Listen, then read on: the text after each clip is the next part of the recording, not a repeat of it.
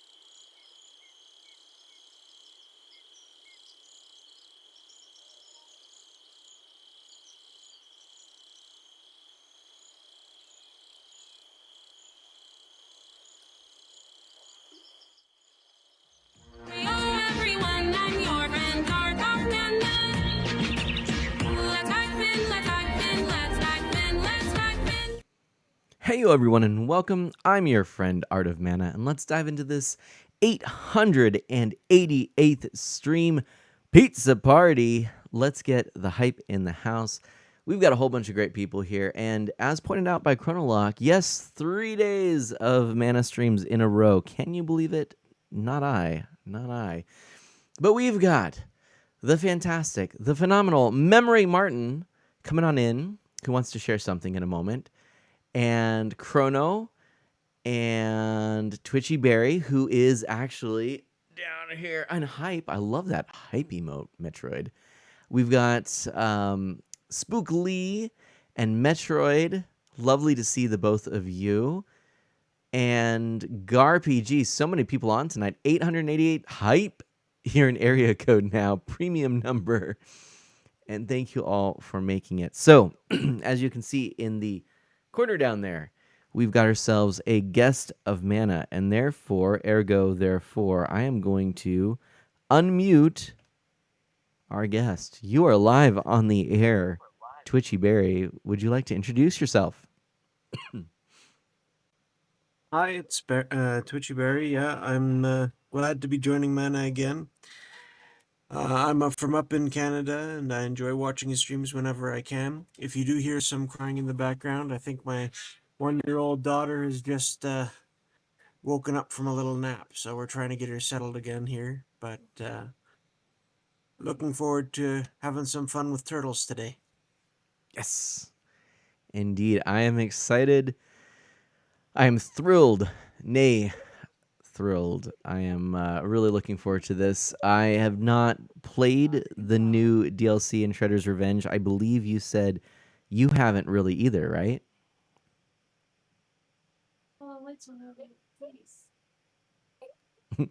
I've played with it a little bit, but I haven't gotten too far into it. I just looked at some of the new features and characters and got to see some of that. I do like Usagi Yojimbo, but I don't know a lot about him outside of he's come in from other comics.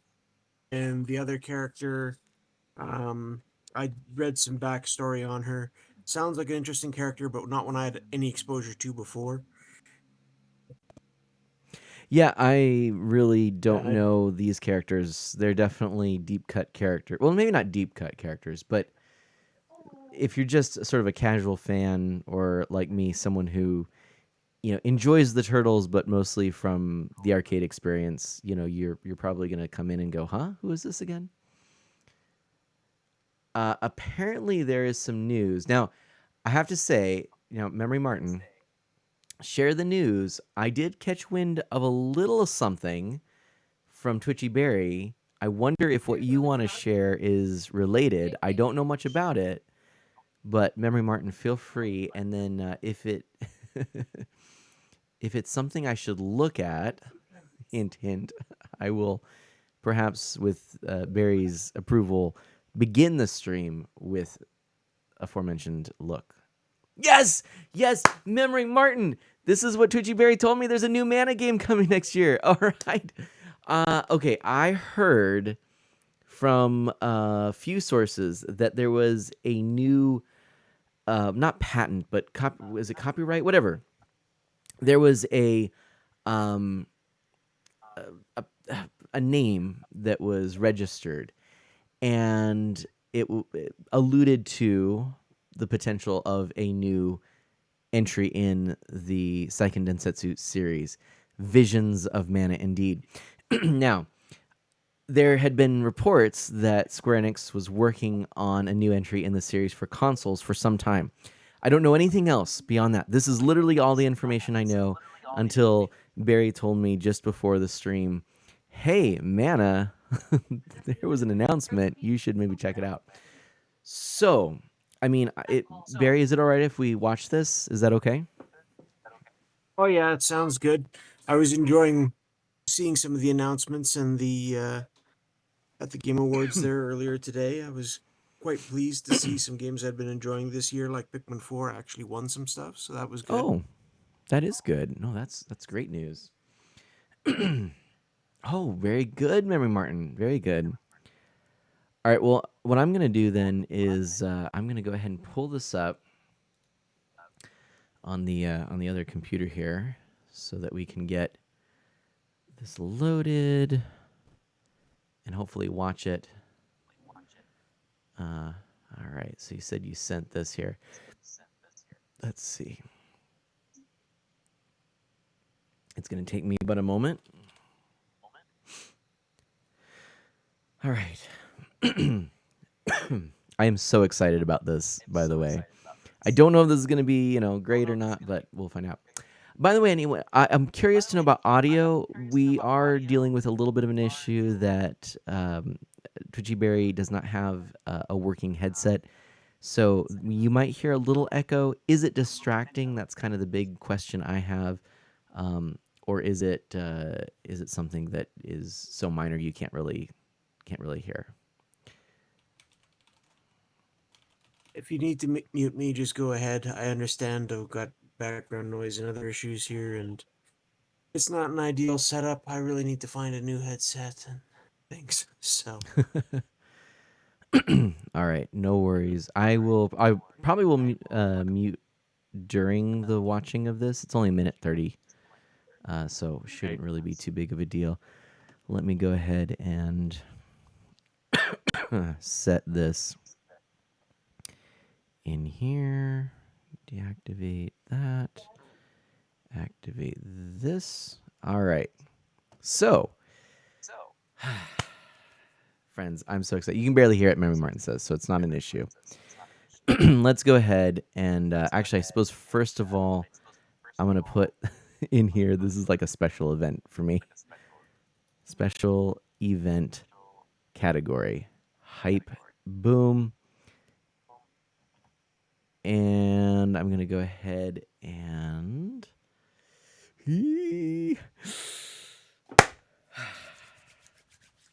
let's check this out. Okay, this is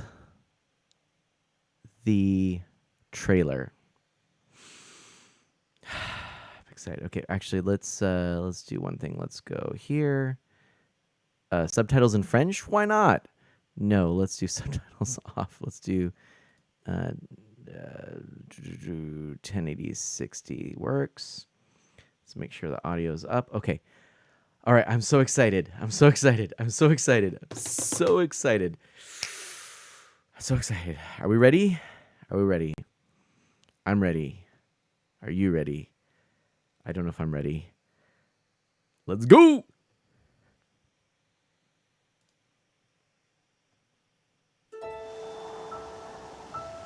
Oh.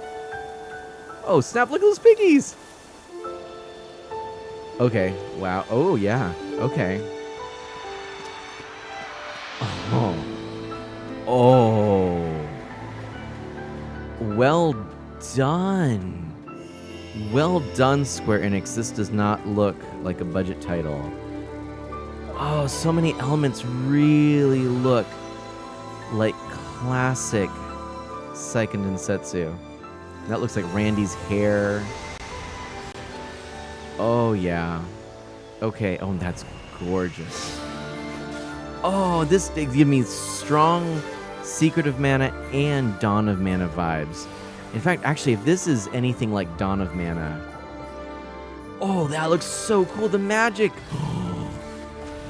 Okay, I'm so pleased right now. Like, seriously. Oh. This is looking good. Oh, it's the mantis! What? Okay, this is looking like something done right. This is exceeding my expectations. Oh, I'm so excited. Oh, man. Oh, Mana. Oh, Mana. The adventure begins in 2024. Oh. This is what I was afraid of. This is what I was afraid of, though. One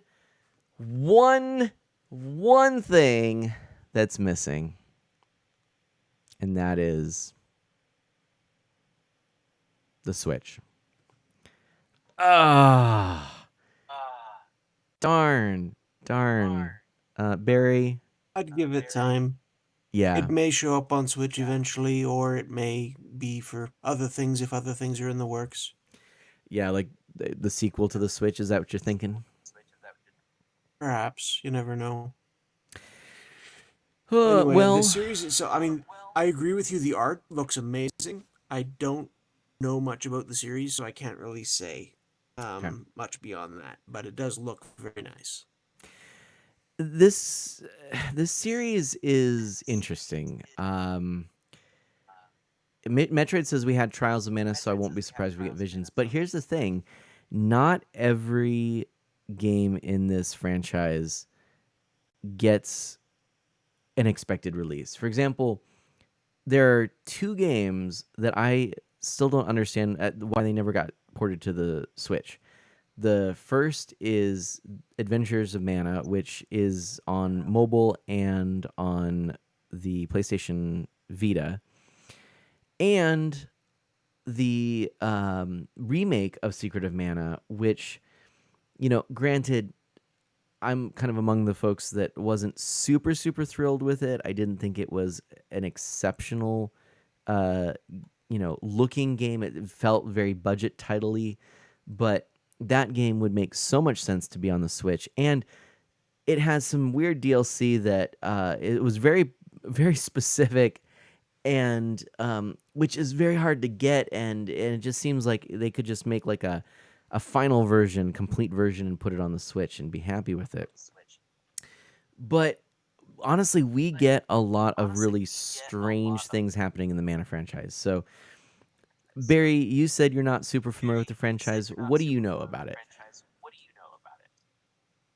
Honestly, very little. I remember seeing it way back on, oh, I think it was the Super Nintendo days. Might have been even before that, kicking around. Um, but it was never one that I picked up as a rental and put much time into, or that any of my friends had.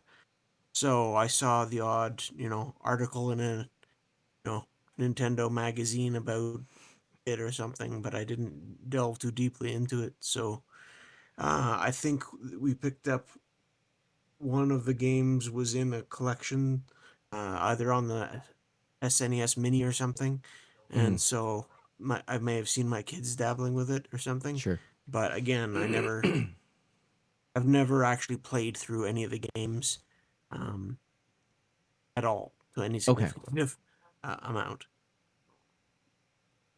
So, Secret of Mana is by far the the game that everybody talks about the most. That game just hit all the right buttons back in the day, and the biggest reason I think um, that it initially caught people's attention is that it was an action RPG, but with up to 3 simultaneous players. So people really loved that idea, and it was a lot of fun with that in mind. But it had a deep story, beautiful graphics, incredible music, and just as a total package, it really felt like there was something special there. There are a lot of RPGs out there with a lot of formulaic stories, and Secret of Mana falls prey to some, pretty formulaic sort of things. But overall, it does some very surprising things and some things done really well. And though originally, the as the story goes, and I don't know if I'm perpetuating false information,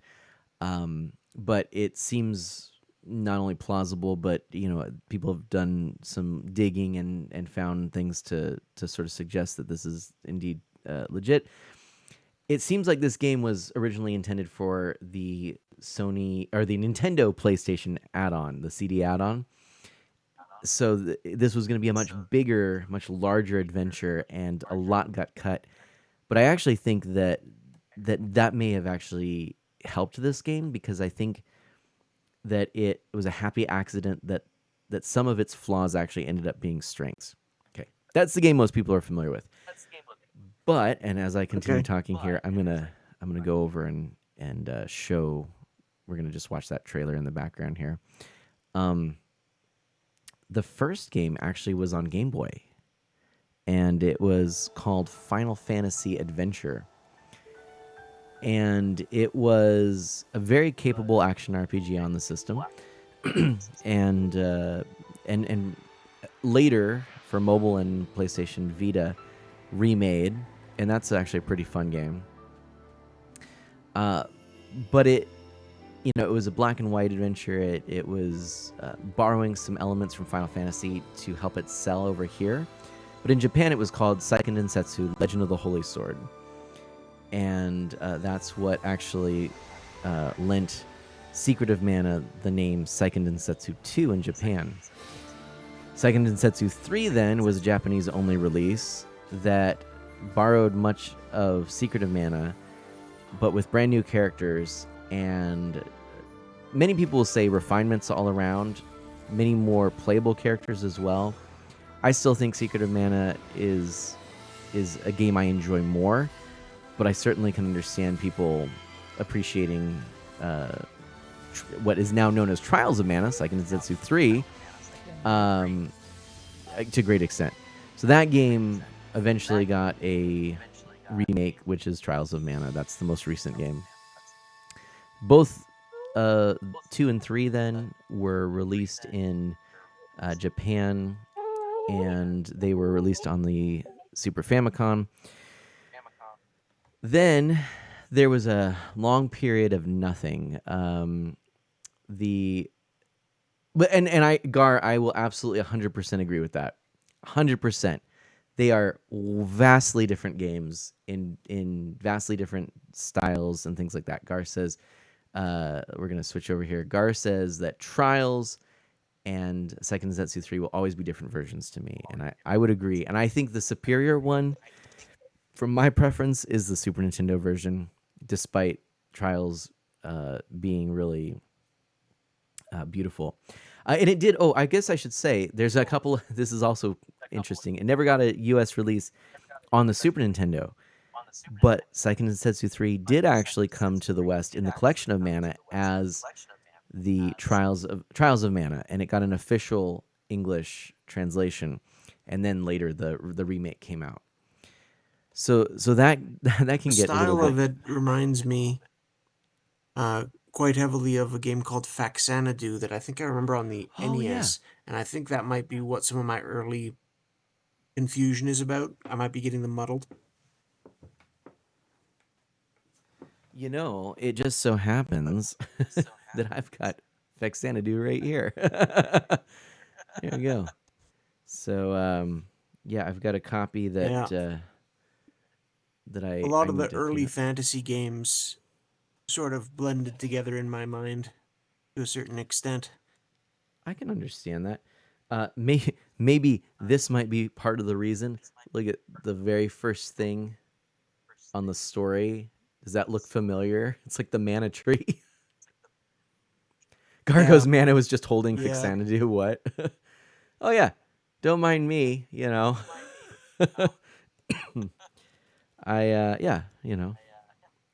yeah. But there's the world tree, so I can totally understand why you would think these are connected. Absolutely, for sure. So yeah, but they are different I think one of different my friends series. had that one on NES. Sorry, No talking worries, over you. no, no. So yeah, so to continue on the storied tales. So then, on the Super Nintendo, actually, there was a game called Secret of Evermore, which many people thought was a sequel to Secret of Mana. I'll actually grab this to show you something.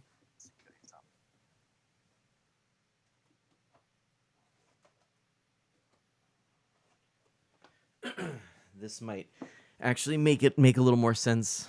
Um, why people might think that. So here's Secret of Mana. Here's Secret of Evermore. you know, they borrowed essentially the same font, everything, same company, SquareSoft.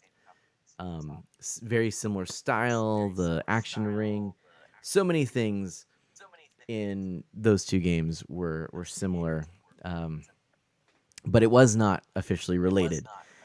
It was kind of like how Final Fantasy Adventure was basically trying to prop itself up on the merits of Final Fantasy. Secret of Evermore was trying to prop itself up on the merits of Secret of Mana. Um, anyway, it's kind of So Secrets convoluted. of Mana has been a consistent franchise for Square, but not as many high profile titles. Is that Yeah, I mean, what I look, you understand? didn't want to settle in for the thesis of Mana on the second Densetsu series, but that's what you're getting. It after they did uh, the Super Nintendo era, they then got what I believe is Gar's favorite entry in the franchise, which is Legends of Mana. And Legend of Mana is where the second Densetsu series started sort of the modern, or I think we might even be just moving past this, but the era of experimentation.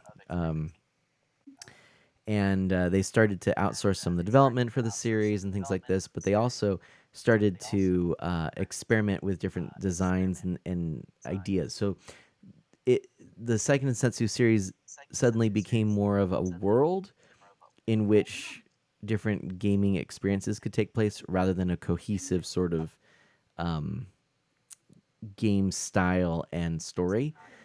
And with Legends of Mana, they what they captured and solidified was that story and relationships are important. And so Legends of Mana is this whole story where you interact with so many different people, and the way that you progress through the game is literally just having conversations with people and making and becoming aware of what's happening in their lives, and suddenly the world around you is fleshed out more and more, literally, as pieces of land begin appearing, because you're hearing more of the world through the voices of these characters. And I remember that it was it was on PlayStation, and I thought, surely this isn't the sequel to Secret of Mana, is it? As I played it for the first time, and yet it is. And later they made a Game Boy Advance game called Sword of Mana, which was sort of a reinterpretation of the first ever game. And then they got into this real experimentation mode, kind of trying to breathe new life into the franchise with a PlayStation 2 game called Dawn of Mana, which was an action game where you go through and there's this physics engine, and you use whips of vines to move enemies and structures around, and chain combos that way, and that's how you go through this very linear story. And then they had a couple of DS games with a tactics game, or like an RTS rather, with Heroes of Mana, and then Children of Mana being a real fun dungeon crawler. And then again, things went silent. There were all these mobile games in the meantime in Japan. Then we got some mobile games, but they didn't do so well. We got eventually a game, Adventures of Mana, on the PlayStation Portable and on the phone. A couple of re-releases of old games. What am I missing? Then the Secret of Mana remake came out, and you could tell at this point they're just sort of trying to milk the franchise a bit. And we got Echoes of Mana most recently before this, Visions of Mana. And Echoes of Mana was a mobile phone gacha game that didn't even last a year. And I put money into it, loving the experience. It was super disappointing. I was like all in. Like Dragalia Lost was on its way out. This was the new hotness. It was in a franchise I love. It just looked like it was right up my alley. I loved that they were exploring stories. The gameplay was fun. But then they started really turning out these events too quickly, and it was hard to keep up. And then things just kind of went downhill, and then they closed it, or they said they were finishing it up, and they didn't even resolve the story. And so to see now Visions of Mana, which looks like they are taking their time and doing things right, is incredibly heartening. I want to go back real quickly to a couple more things and just point some things out about this. I'm sorry, I'm just geeking out about this. Twitchy Berry is like, I came for turtles. Oh, absolutely. Yeah. Oh, I understand. You know what? A favorite franchise will really catch your attention when there's new news. That's it. Thank you for your Completely patience. valid. Thank you. Look, first thing I'm going to say, this font right here, I mean, this is it. This is the Secret of Mana font. That's what that is. It's good to see that. PFC still will echo. Yeah, sorry. Okay, I'll go ahead and mute that a little bit. Yeah, we're dealing with this because I got Twitchy Bear on the line, and he doesn't have a headset. But there will be Samurai Rabbits in this stream Pixel Night. This is heartening, seeing the logo like this. Now, let's just go. For example, here, the way that this world looks is sort of the style that the Mana franchise, the second Setsu franchise, kind of adopted in like the second game, or the third game rather, Legend of Mana, that had this very pastoral kind of woodland sort of look to it. And then this character, whoever this main character is, totally looks like Randy, or the boy from Secret of Mana, with the hair not quite as get up as Randy, but the purple, the bandana, the whole thing. There's elements from Legend of Mana in the design. You can tell this is really a design that came from people that knew what the series was about. And Scooter says, "I knew you'd be excited about this," and really took their time to really develop an art direction that made sense. Look over here. If I go right here, this looks like a character. I mean, this is definitely going to be one of the Mana Tree Guardians here, or something along those lines. This is a style developed. I guess probably Dawn of Mana probably would be where I'd say this really got solidified. And so, yeah, I'm guessing that she's connected there. This right here is like straight out of the Super Nintendo games. This representation of the Mana Tree is amazing and beautiful. This is so very back in the day, the Secret of Mana, actually the Square Enix, or then Squaresoft, had this hand painted Mana Tree with all these details. This looks like a 3D representation of that. Isn't that gorgeous? It is very lovely for sure. Lots of detail on it too. I think that looks fantastic there. A couple of things that I noticed here, and we've got our Rabbites. You've got, I've got my Rabbites hiding over here. So that's exciting.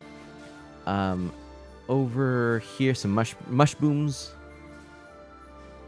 And here's some magic. So this is Sylphid magic here. This is exciting to me because let's talk about the magic system I'm noticing here. It looks like a real-time magic system, and this might be a sort of Zelda-esque style. This is my theory right now from not really knowing a whole lot. I don't know what we just what was that showing? Next up is VJ Loops Neon. I don't know. So this looks to me like Sylphid is used for traversal, kind of like the move in Zelda. It's like ease magic, Gar says. Like ease magic, really? Okay. What I was gonna say is it looks like kind of like in Breath of the Wild, Tears of the Kingdom. Like this is meant to be how you traverse the area with Sylphid here. And then look at this. This is Undine. You're underwater, able to breathe underwater. So it's, again, traversal. I think that's going to be really interesting. Like practical things, not for fighting even. I think that's super cool. It looks like you've got multiple players. You got the Mantis Ant returning. This is the first boss in Secret of Mana. And just overall, a very impressive looking world. But alas, I gotta say, the fact that it's showing up as PS5, PS4, Xbox Series X or S, Windows, and Steam means, sadly, no worries, still well, we'll catch you next time. Sadly, it appears that Visions of Mana is a game where Square Enix just said, no, we're focusing on these other platforms. And like I said, they started with Nintendo, but then as Square, then, eventually Square Enix sort of soured on the Nintendo platform. Dawn of Mana was exclusive to the PlayStation 2. The only physical release of Adventures of Mana was on the PlayStation Vita. Secret of Mana's remake, oddly enough, only was ever on the PlayStation 3 in physical form, and then Steam. And before Legend of Mana was ported to the Switch, it was exclusive to the PlayStation. And I think maybe, SNES is powerful. Other Nintendo consoles weren't. I think there's probably something to be said about that, Gar. The series has, I guess, kind of in later years, I guess it's in not so much in later years they sort of did things more experimentally, like using the DS as a platform and stuff, but they usually targeted more powerful systems. But it's an interesting series. I'm really, as a whole, Secret of Mana is my favorite game of all time. The series as a whole is one that I enjoy a lot, but it's not my favorite series. Zelda's my favorite series, hands down. The quality of its games across so long is just consistently high.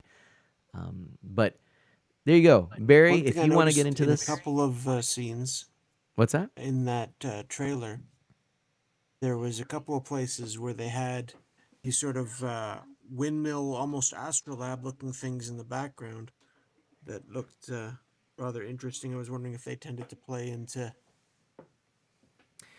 Let me go back to that real quick. Let's see. into the story or anything. There was one in the background that looked a bit beat up when you were looking at the magic scenes, and there was one earlier as well that looked a little bit more ornate or something. I don't remember. Okay, let's take a peek. And hello, Shooter McGavin. Pixel Knight says, my prediction, this will be on a Nintendo platform eventually. I would have in the past potentially said that. I just don't know. Hopefully it's going to be for a Switch successor, and that's why we don't see it. But all right, I'm watching this again so that Barry... Oh, here we go. Are you talking about this right here? Or this tower in the background? Or... Sorry, I'm seeing a bit of a delay from... Oh, sure. No, not the big tower there. Okay, let's there keep was looking. ones with more sort of a circular elements on top. I saw a little bit of one. Let's see. There's a little bit of one there in the background. There's sort of this orb thing. We're going to keep looking. Yeah, I think it's more that orb thing up on the hill is more what I had in mind. Oh, okay. Sure.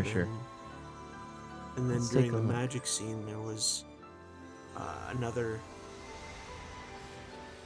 that looked like it had a couple of its sort of fan blades ripped off or damaged. Okay.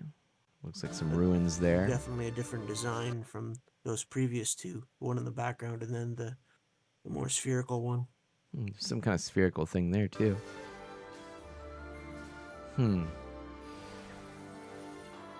Oh, I see. Right here. Yeah. Let's see. Windmills.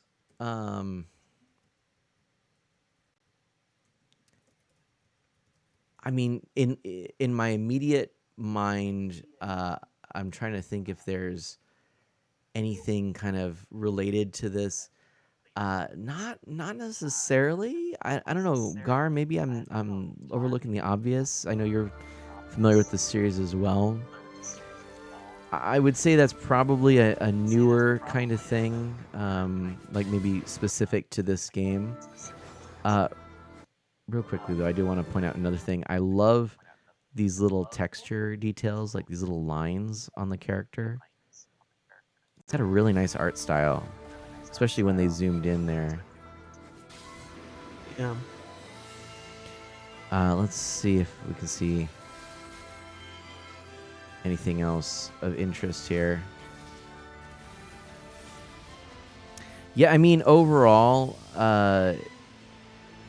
I think this is kind of borrowing from a lot of the different games. It looks to me like it probably takes place in the future, which is to say, like, Dawn of Mana is supposed to be kind of an early on. Children of Mana is even earlier, kind of an origin story to the world. Secret of Mana takes place way into the future. This isn't necessarily a spoiler to, like, the story of Secret of Mana, but if you don't want to know anything about Secret of Mana, you might want to close your ears for a second. Oh, I froze. Hold on, I can fix this. Hold on. Let's. Yeah, I'm sorry, poor Brinley is quite fussy this evening for some reason. We're not sure why. Oh, sorry to hear that. And no worries, no worries. Let's just deactivate React. There we go.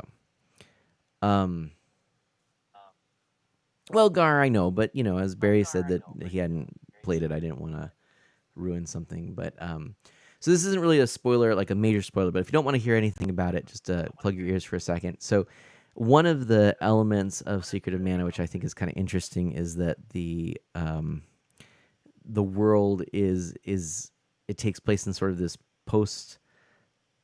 In a sense, it's sort of a, don't think of the trappings of it, but like a post-apocalyptic setting. In other words, there was some rise of machines and machinery and a loss of the sort of natural magic of the land, if you will. And there was a big cataclysmic event. This is actually in the opening segment. But then as you go through, you realize in the writing in the U.S. Version of this, what they're actually representing is like our culture, like Secret of Mana represents the future of our time. So we see relics and artifacts of our time, but well into the future where there's sort of this world reclaimed by nature and sort of magic restored in it. And this is that's definitely taking place in the future. I think that this is going to take place after, like, Secret of Mana and Trials of Mana. Trials of Mana sort of dropped some of that. Like later games dropped that connection with our world, and I don't think they're going to revisit that necessarily. But because of so many elements of this looking like some of the other games, and there's sort of these more modern elements, if you will, like those windmills and the contraptions, those orbs. I think this game's going to be more set into later in the timeline of the second Densetsu lore. So, okay, that is a lot. I'm sorry, I just geeked out for like how long? Oh man! All right, I am. I haven't been keeping track. It's been like fun. An hour. Well, thank you for indulging me, everyone. I am gonna switch over here to the game. Barry, if you wouldn't mind, maybe if you could lower my voice on your computer just a touch more. I'm getting that echo again. And I'll do that. hopefully it's not too bad. Let me know in the chat if that's distracting for any of you. I'm hearing it just a little bit for me. Let's go down over to here. Let's select. When it gets really low, hearing off is what's the problem. But Right, I understand. knocked it back. Ooh. Good chunk. All right, I gotta fix one thing here. Okay, and let's get this all working out here. Content in 16:9 is no longer the PC. It is the Switch. Activate. Okay, and here we go. It's fun watching someone geek out. Yes, I'm that was very exciting. All right. Here we go.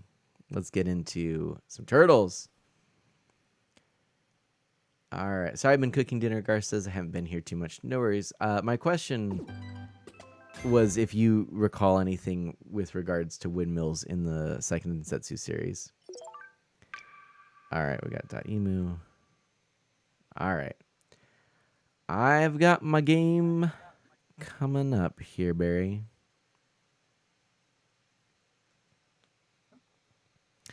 Watching it load for the first time post update.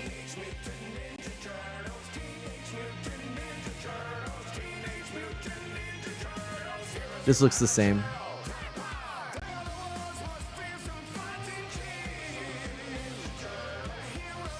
Mine might have frozen there for a second after you reboot it. Oh no.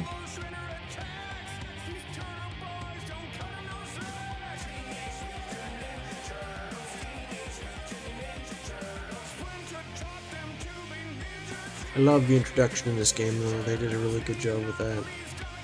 I agree. Big cinematic, very reminiscent of the old cartoons. Even that sort of grainy filter on it. It looks like it's an old VHS or something. Or at least, you know, on film. What? Mictron says they're bringing TMNT to Fortnite? Teenage Mutant Ninja Turtles! Shredder's Revenge. I saw they're doing Lego Fortnite as well. There's Yeah. a few other things. That definitely looks interesting. Ooh, Mictron, I'm gonna have to check that out. Okay, so I don't really know too much about... well, I think the survival mode is the big addition, if you want to try that out. okay. Grab shards to complete dimensional crystals and travel across the multiverse. Unlock new power-ups and palettes as you collect dimensional crystals. Fight the Master of the Void after collecting 5 dimensional crystals. Conquer the leaderboards by traveling deeper into dimensions or return home safely. Before we do that, let me just check how to play again. It's been a while. All 4 turtles and April O'Neil. Nice. So you can do combo attacks, super attacks, dive attacks, backflip and flip and flying attacks. Oh, okay. A is like dodge. Okay. Heavy swing. Okay, that's right. When you're close to an opponent, you grab. Do a shoulder throw, fling toss, fling slam, sliding attack is forward jump. Somersault slice. Yep. Jump, and then hit. Escape rolls A. Okay. Wake up roll A while down. Quick stand B while down. Oh yeah, and then we can cheer up L close to an ally. That's what I need to remember. You'll have to do that for me a lot, Barry. Taunt with R. Super dive attack X while in midair. Super flying attack X during backflip. Or R during backflip. Oh no. X during backflip. Radical mode is R at max ninja power. And there we go.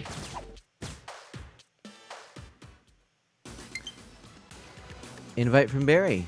Alright, let's do this. Join. Alright.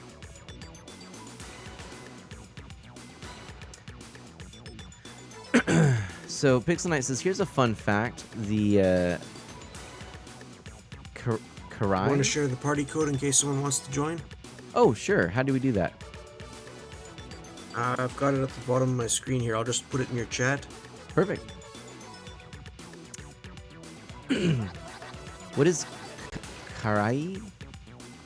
This is Pixel Knight says the Karai in this game is based on the 2003 cartoon because the 87 one didn't have her. Oh, it's a character. Okay. Mitron says, yeah, probably December 22nd is when the turtles will be out. All 4 turtles and April O'Neil. And Pixel Knight says the main difference is her not having a foot symbol on her. Twitchy Berry, party code RMNHH. If you want to play, join in. This will be fun. Am I joined with you? I feel like... Invites. There we go. Barry. Accept. There we go. Now we're in the party. It says select hero. Okay, so here we go. Here are the new characters. We've got the rabbit and the gal. Karai and Usagi. I mean, I feel like I gotta go with Usagi. I mean, I just, Yeah, I'm gonna give Casey another go. It's been a long time since I played this game, but I remember I liked him. I do not know who Karai is, Pixel Knight. Oh, we can change colors. What I've discovered, she's a daughter of Shredder or something like that, and at one point took over the Foot Clan, Oh, okay. but had some sort of high respect and duels, sometimes in cooperation, at other times with Leonardo. So that's about the gist of what I got. There seem to be a number of conflicting stories depending on which version of the character. So that's seems to be the more usual bent. Okay. Karai is her name? I guess how you pronounce it is actually Karai. Okay. Yeah, I didn't know either. Yeah, no, I don't know. I'm guessing she's from... I'm guessing she's from the shows. I don't know. But I'm not super familiar. I guess I can try her out. I do like that there are different color combos, and there's like a green Game Boy color. I definitely want to try that later.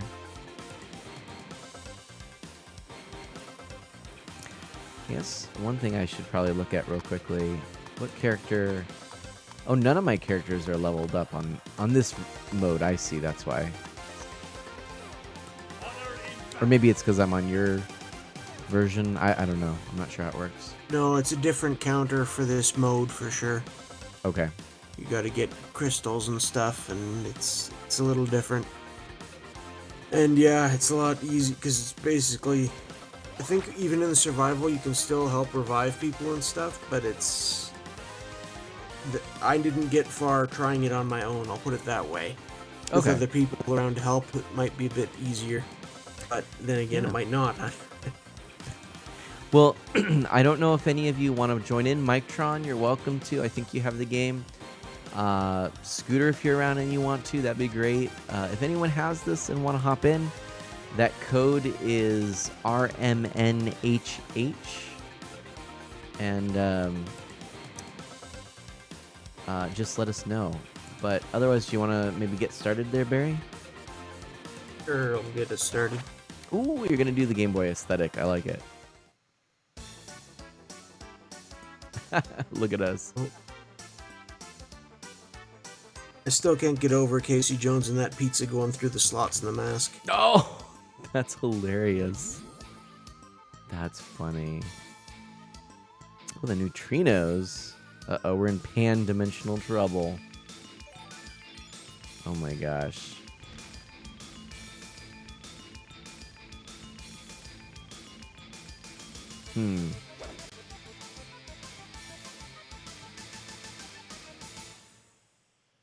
Okay, here we go.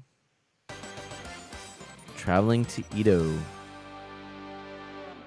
See if I can remember how these controls work. I remember there being some pits that you could just fall in and die. Oh, that's at least fun. on some stages. Oh, already took the first hit. All right, sweet. There we go. All right. It's starting to come back, but all right. Oh, I see. So this is really just like an arena beat 'em up. Like they just keep coming. And we got to get these crystals here. Oh! Ah. The aforementioned jumping right out of the thing. Oh. I probably should have taken the crystals. Oh, well. So that happened. Yeah, each stage, sometimes you get health offered, sometimes you get different things. Ooh, I'm Shredder now. Oh, that was the... Oh, interesting. Darn. That's cool. Oh, man. Oh, man, he is OP. All right, I like it. Oh, you can... Okay, well, I'm going to take those. That's interesting. Attack power is double, but so is damage. Oh, interesting. Ooh. That might not be great. Well, she's got strong attack power to start, I think, but ooh, yeah, that... Oof. Alright, I got my sword back.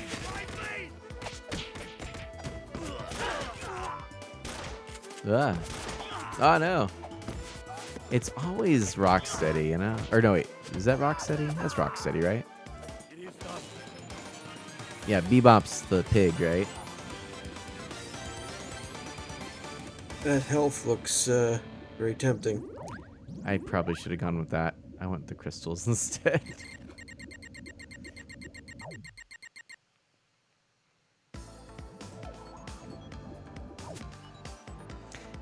Yeah, I'm not really sure if we're gonna get more DLC or not. I was telling Barry that there's actually a new physical release of this game coming out that includes all of this DLC. And that makes me think they're probably done with the game, like not planning on new DLC. Which is fine, maybe they'll come out with another game since this has been pretty popular. Uh-oh. Is that it? We both got knocked out. That's it. That's it. So, what do we get? Anything? Or nothing? Do we not keep any of the things that we leveled up in? Or I think you got to get through that sort of area. okay. Well, let's see. I wouldn't mind trying the other new character. Karai. I'll try and get off here. I'm just trying to remember how. B. Oh, come on. B, and then you can There cycle we go. through. Yeah. You're on the color No. selection right now, so just hit B to get out of that. And then once you get out of the color selection, you can... Oh, the other stupid menu. Oh.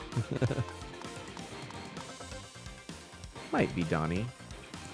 Oh, dude, There Pixel we Knight? go. That would be sweet.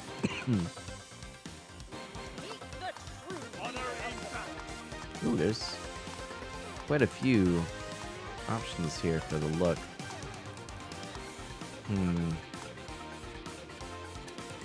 I'll go with this one.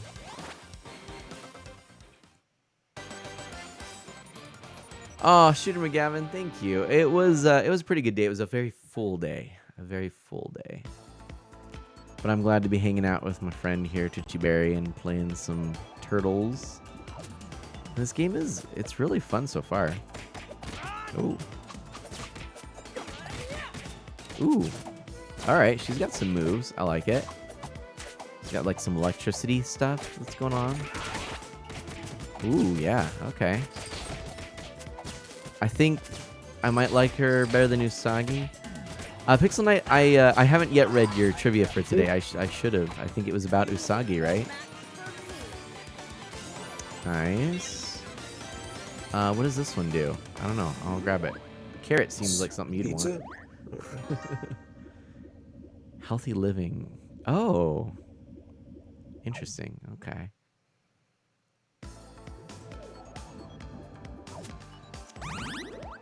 I think Usagi's got some neat air combos he can do from what I've heard, but I have no idea how to pull them off. And Karai's got some very strong attacks or combos. Mm-hmm. Oh, that was a bit of a waste. Ah.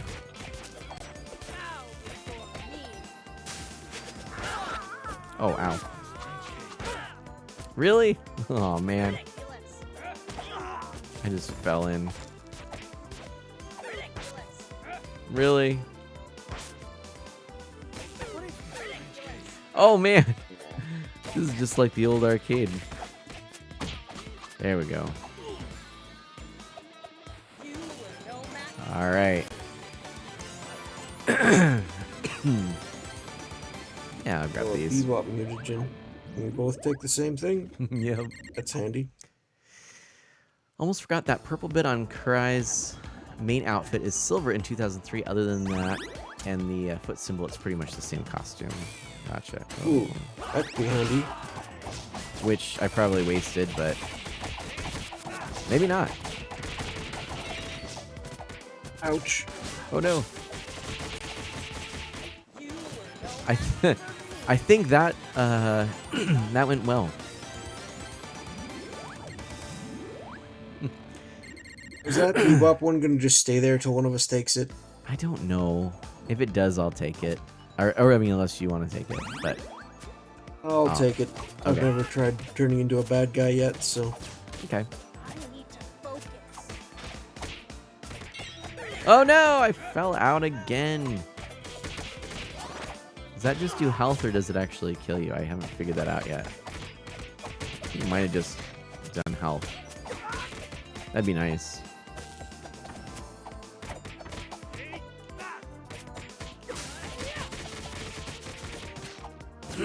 Okay. Shooter McGavin says that's good. Oh, okay. Well, I guess we'll take the 20. Sometimes those full days are rough, but pretty rewarding when it's all over. And I think that's true. Yeah, this is... I don't know that this was a rough full day. Just, yeah. Oh, jeepers. You know, Barry and I had talked about this and scheduled this like months ago. And between then and now, my flexibility went way down. And but I wanted to make this happen, so I'm like, all right, I can make it work. But I basically went from one thing to the next thing today, hence starting a little late. So again, apologies on that. And of course, then just geeking out about the mana release. Oh man. Hey. We're doing a little bit better, I think. I think so too. We're starting to get the hang of it again. Ooh, Pixel Knight made some teas for future trivia. That's exciting. Challenge intensified? Is that what it said? I don't know if I want that. Traveling to Mirage, different area. Okay. It looks like it's pulled straight from the sheets of a comic book. I like it. Ouch. I'm guessing that is a hole in the middle, maybe? That I don't want to go Yeah. in?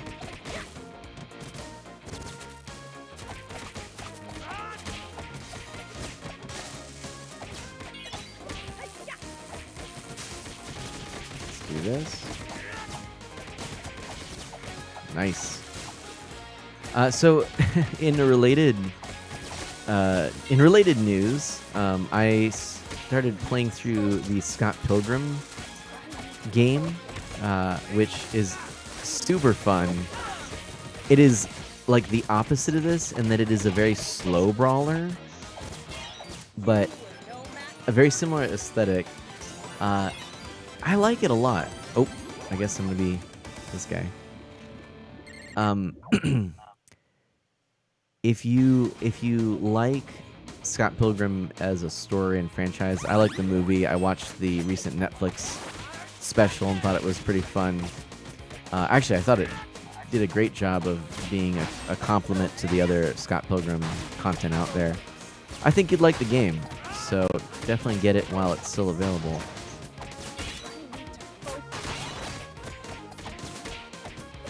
Since it's gone before, we don't want it to go again.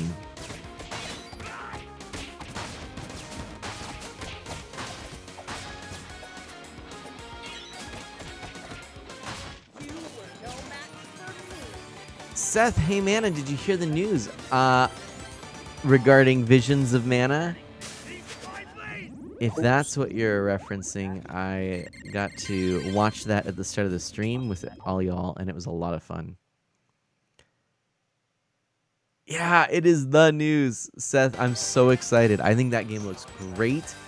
I'll have to like clip my, I don't know, it was like an hour-long conversation dissecting that and talking about the history of the Seiken Densetsu series. Ooh, 8-bit Battleground. This is fun looking. Oh, I love the music in this. Oh, this is bopping. Just got knocked right off the edge. Oh, man. That's not good. Where am I?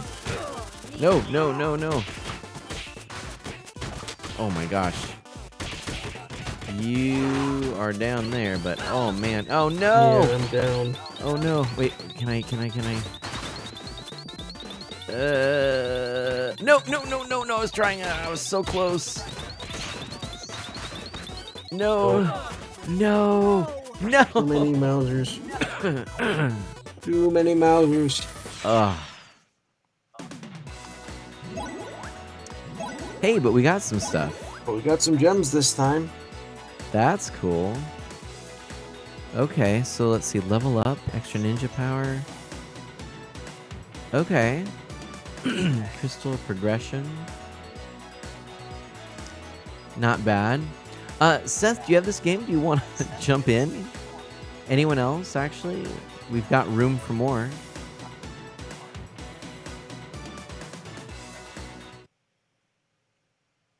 Oh, did I just, like, leave? Oh, no! I left. I didn't mean to do that. Oh, shoot. Let me go back to Survival Crystal Collection. Oh, wait. How do I join you again? Oh, party up.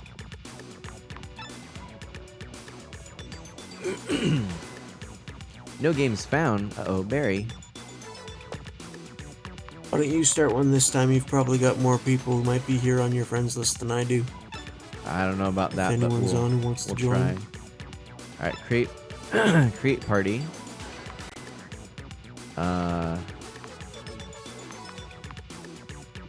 Okay.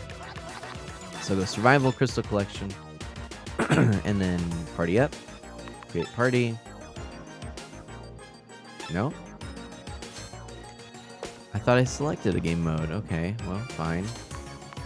I don't know. Oh, maybe... Oh, survival. Start game is what I needed to do. Oh my gosh. Sometimes. Alright. We'll do party code enabled, public, creating party. Party code is Zori. Xoari.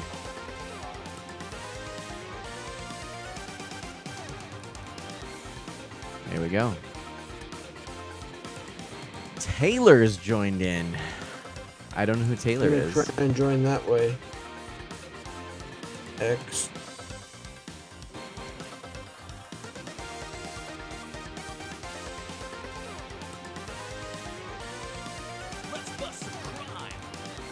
Nice.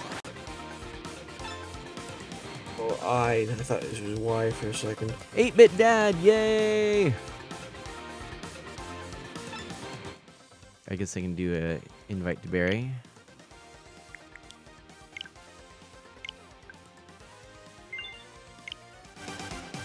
Ah, Barry's in. Nice. Anyone else? And if anyone wants to join in the voice chat, feel free. Just hop into the garden and I'll drag you in.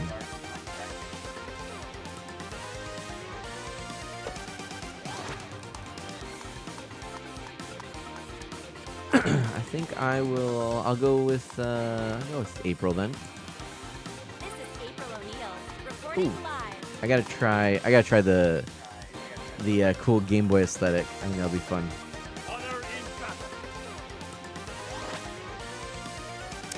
All right, here we go. So yeah, Seth, if you wanted to do a little voice chat, you're more than welcome to join in.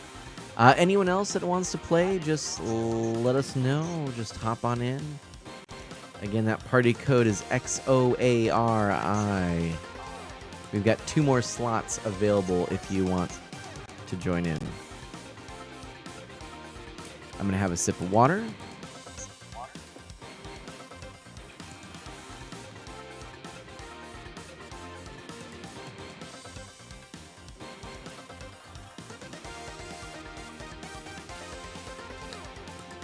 No kidding, huh?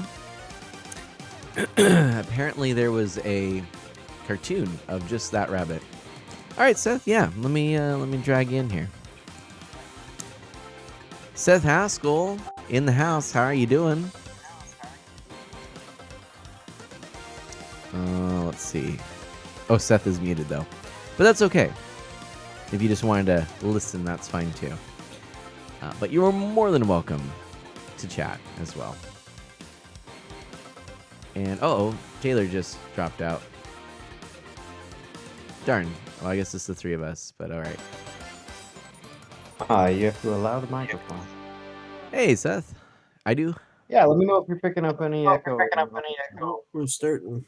Well, I'm hearing some echoes, but it's all good. Okay, I can do that.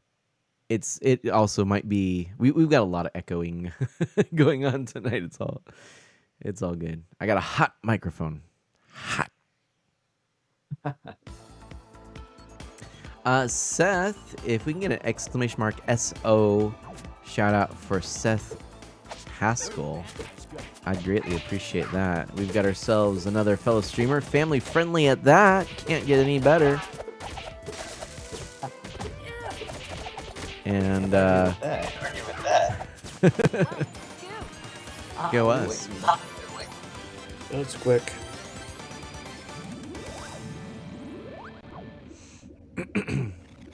You guys are gonna have to coach me a little bit. I don't know what either of those mean. So Extra crystal shards are what we're trying to collect. Other things give abilities to either transform into things or a health bonus or some other, energy bonus or whatever. Depending on what it is. Yep, that's the Yikes. gist.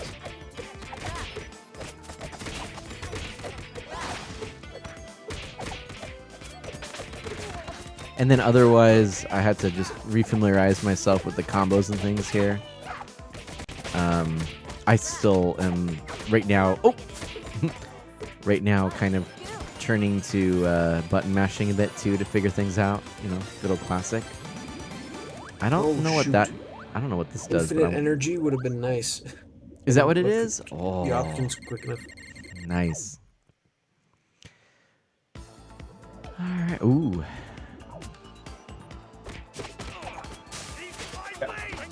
I love this game, but I only play it when playing multiplayer. Ah, I'm either fair. playing off stream or I got blower. So it has been a while since I pulled it out. Same, actually. The last time I think I played it might have been on a stream. Yeah, I think the last time I played was on Metroid stream. Yeah. It's definitely an amazing multiplayer game, I'll give it that. Oh, helps. Oh shoot, April's down. Oh no. What's the button? L. Go grab Casey. I'll save you. I'll finish this up. Maybe. Or not. There we go. Yeah, we got him. Alright, what are we going to choose this time? I don't know what that does. We'll go with the crystals. Looks like some sort of health thing. I don't know. Band-aids. Hey, we got more people joining in. This is good.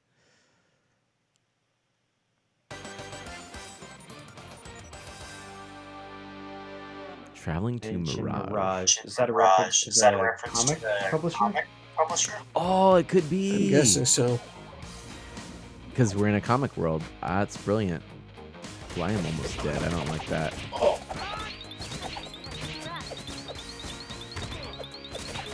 Oh no.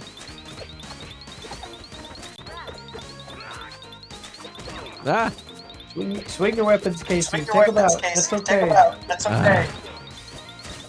Oh, we're down one. Down oh, two. we're not good. This is probably not great. Nope. Yep. Dang it. Really not great. Oh no. Yeah, that wasn't so hot. Pixelite says this is definitely a reference to the Mirage comics.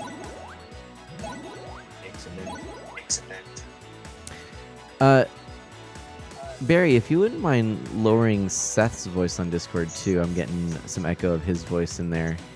Okay. Thank you so much. Yeah, I'll hop over that. I'm gonna do try again on there.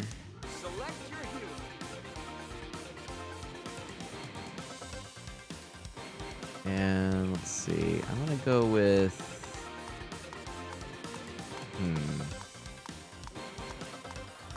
You know, I feel like I need to go with Radical Wrath here. Ooh, look at the other versions you could play as. That's cool.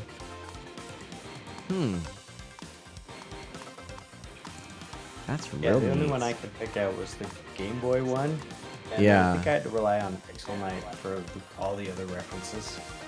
So I'm guessing this is like the toys, maybe? This is from the later cartoon, like the 2000 cartoon, I think. Don't know what this is from. No clue what this is from. I don't know. Pixel Knight? What do you think? Help us out.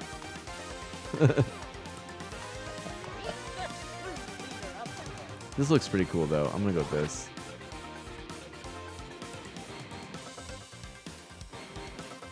All right. So I know you've probably exhausted the topic, but I'm curious on what your take was on Visions of Mana not being announced for the Switch. You know, I talked a little bit about the fact that the series as a whole has had different platforms and things like that. I talked about how it kind of is a series that looks for powerful platforms, except for sort of some middle time when they were just going for things that were unique so they could kind of experiment and stuff. I'm hoping that maybe they will or are planning on bringing it to a Switch successor. That was my take on it. Yeah. I think that would make a lot of sense. But I also, sadly, could see it as them just literally saying, nope, we're not interested. We're going to just stick with what we got and, you know, these systems here. And, you know, so in which case I'd pick it up on Steam. Maybe also if I can find a copy, I don't know,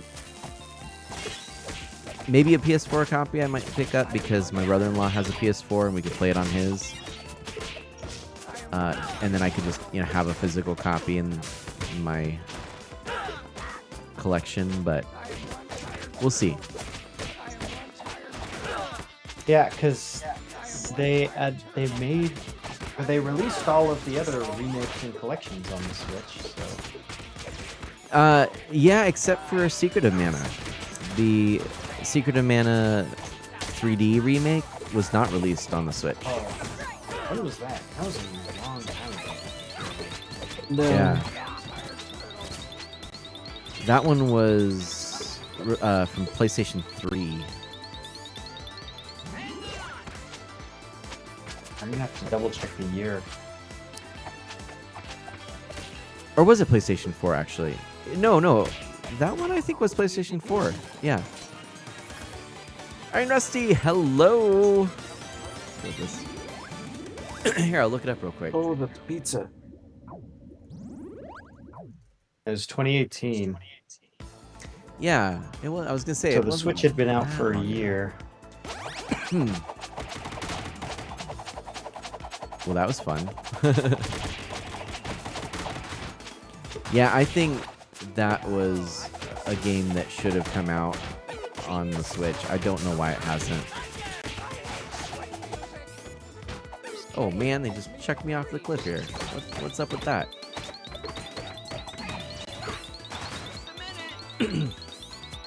No, not taunt. Sorry, I probably shouldn't be looking things up while I'm trying to play. That's right. I looked it up in between levels. Yeah. Was it really 2018 that came out? It seems like it was. It says seems like it was February either. 15th, 2018. Really? That's so wild. Yeah. Huh. Look at that. Oh. Oh, shoot. That's the double both. Not that. Oh dear. We're in trouble.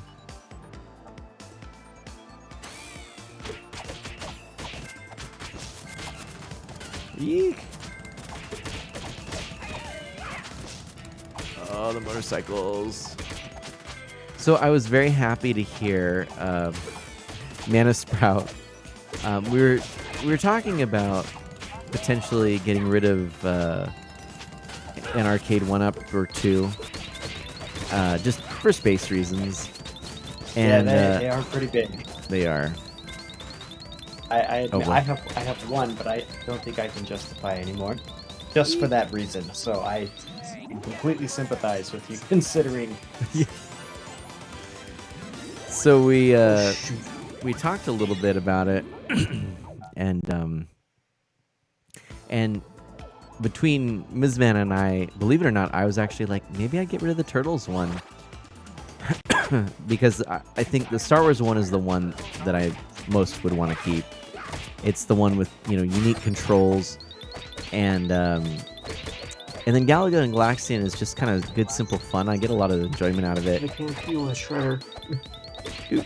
And Turtles I actually have on the collection on Switch, so it seems like maybe, that would be one That's that... true. Yeah. But then, as I was talking to Mana Sprout, she was just like, no, Turtles is my favorite. And I'm like, no! And to be fair, she and I still play that one a fair amount. So I know that one is and I only have one, but that's a go-to when I have young nieces and nephews come over. They're very excited to play the Turtles game. Mm-hmm. It's a good fun one. So yeah, I got to figure it out. In the new streaming setup, when we I don't know if you heard this, Seth, but we are moving forward on doing some construction, and we'll have a new family room, and the area where I stream is going to be in there, and it's a large space, so there's going to be like a section that I'm going to put a divider in and stream from. And I'm thinking about maybe having the arcade cabinets just in there. We'll see. That I keep. But then it's like, at this point, I want to kind of keep all three, but I don't know. We'll see. Which button is roll? A. Okay, there we go. Yeah, that's better. Yeah, there's no way I'm going to get through some of these bosses if I don't remember what that button is. Alright, one down. Oh, man. Yes, new construction is good. I admit it took a long time to finish this little office space in the basement, but I have very much enjoyed it. Taking a tip from you, I'm also thinking about a sitting standing desk. Well, I'm not thinking about it, for sure going to do that. Oh, yeah, 100%. If you do any kind of work from home, I highly recommend it. Dr. Ducky Boy, hey, how's it going? What is up? We've got a couple people here. Actually, I realized I should probably highlight Seth Haskell in here. Twitchy Berry is our guest. Fluffy Ambassador Berry, as he shows up. Yep, that's a long story on that one. Really? Oh, yes. That's My awesome. first ever exposure to any sort of social media was actually Miiverse. Oh, nice. And I got into a sort of a client first time on there for a game called Steel Diver Sub Wars. Oh, yeah. And so the client was called Fluffy, and I ended up in somewhat of an important communications role, sort of organizing where people could get news and stuff on Miiverse, which was an interesting setup to begin with. And then, in part because of that, I didn't have any sort of leadership, but I ended up in communications with others, and others wanted to set up groups elsewhere where we could contact each other, and one of those places was Discord, and I ended up being a representative for them to another group on Discord, and that's how I first made that account and name. And it's just sort of never got around to changing it. That's great. So you're a fluffy Yeah, that's ambassador. really cool. I admit, when you said my first social media was Miiverse, my brain pulled up the wrong information, and I thought of Nintendo's first mobile offering. Oh yeah. What was it called, man? Miitopia. Or no, Miitomo. Miitomo. Miitomo, that's what it was. Yeah, And we I did was get like, into yeah, that too. yeah, I was like, oh, Miitomo. Yeah. But that was a And little as you were later. talking, I was like, oh no, Miiverse. Yes, that is very different. I And love the the story Miiverse. makes much more sense now. Yeah. Actually, you know what? My brain thought when you first said Miiverse is MySpace. That's very different. Like, that's not right. Well, good. Now my story doesn't seem so silly. Yeah. I don't know why I thought that too, but like the first thing I heard, I was like, my first social media was, and I'm like, MySpace. Yeah, that's, you know, for us older guys, that's usually how that sentence ends. Right. For social media. That's it. Oh man, I'm getting ouch. clobbered. Different days for sure. Oh man. But I like the fact that you could share screenshots on there so easily. Oh, the of Miiverse the games was so you're great. playing and Oh, yeah. talk about things. That's how I met Ghost Kid. We're talking about games on the Miiverse. Oh jeez, I need to get away from him when he's doing that. It's no good. I'm down. Oh, you're back. Pow, I think. Let's do it. Doc Ducky says, just dropping by to say hi because I have to get up early tomorrow. No worries. I'm glad that you were able to swing by for a the bit. Pizza Chef. Have a good rest of the stream, Yeah, we Ducky love says. people who just drop by to say hi. It's Absolutely. those little highs that make streaming fun. Isn't that the truth? Pizza So- Chef in the background. I used to have that toy. Really?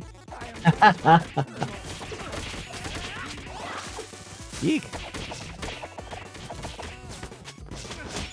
Oh, ow. Just got knocked out. He's a pretty gross dude. I love how you just sort of shake the pizza in front of my face. Like smelling salts. Oh no, Donnie's out now. I was impressed by the detail that when I was transformed into Shredder, I couldn't heal anybody. Shredder Oh. doesn't carry pizza. Oh, that's funny. Okay, hold on. Oh no, I'm sorry, I was trying. That Those wasn't rock gonna guys happen. are tough. So we Yeah, made no it kidding. to the third world this time? Yeah. so. Excellent. Cool. Go us. I don't really know what the crystals do you? As far as I know, they different- just mark how far you got. They Sort of. they do sort of the leveling up thing for the different characters, I think. Okay. So you get an extra point of health or an extra, Ooh. I don't know, whatever the other bonuses are. Oops. So Pixel Knight says, here's what each palette means. Left. The first one is default. 2 is for everyone. 2 for everyone is 2003 Turtles. Palette 4. So okay, so 3 we don't know yet. 4 is the 2012 where's the stupid series. code? 5 is Ride. I don't know. Oh, those are the Wrath ones. Okay. Yeah, I don't know. What's the code again? It's X. Here, I'll put it in the chat because I I forgot. got on just by saying join friends. Oh yeah, an Oh, maybe there's XOARI is what it is. If you're curious.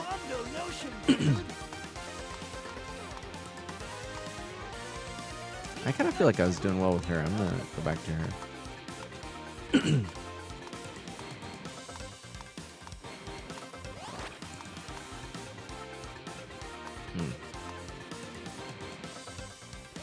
Do that. All right. Let's see if we do a little bit better. Oh, 3 and 2 I swapped. 2 seems to be the live action movies. Oh, that makes sense. That makes sense. That makes I was sense. looking down the list for the Game Awards today, and Nintendo did all right. The Pikmin 4 that I was playing won for best sim strategy game. Zelda won for action adventure game, and Nice. then Mario Wonder won for best family game. I just went right off the edge. Super. Best family game, I definitely agree with that. That makes sense.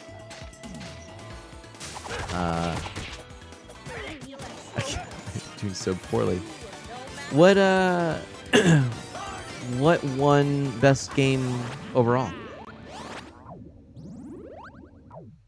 That was the Baldur's Gate 3. Really? Okay. I have heard good things about that game. I've heard good things about it too.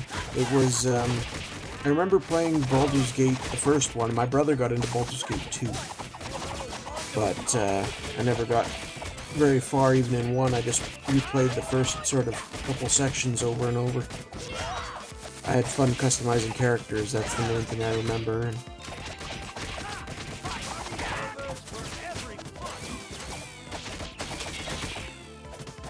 I can see the game being game of the year. Like I really can, but it's always weird when it's games that have really recently come out to me. Always feels a little bit like, I don't know, like has it been truly tested yet, you know? But because didn't that come out only like what, two months ago?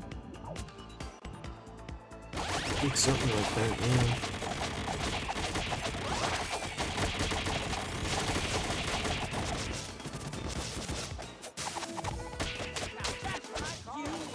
Well, that was nice.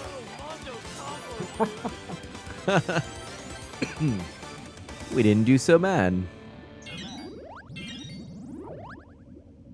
I think the color of the portal is the difficulty, but I can't remember. Oh. The only one I remember is red is difficult.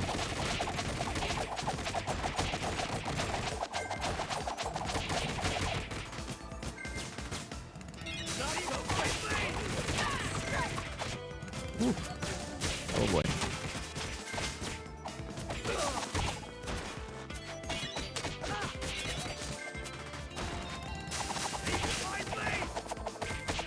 Nice. Yeek.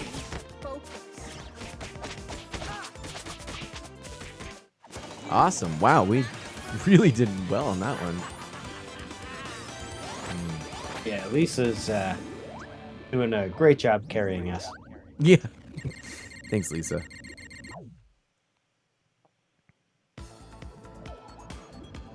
Makes a difference when you've got an experienced player on your team. And Oops, three it was me. wannabes. Yeah, we're here for fun. That's it. Conversation. This is a social I'm event. putting together. I'm in charge of putting together team building activities.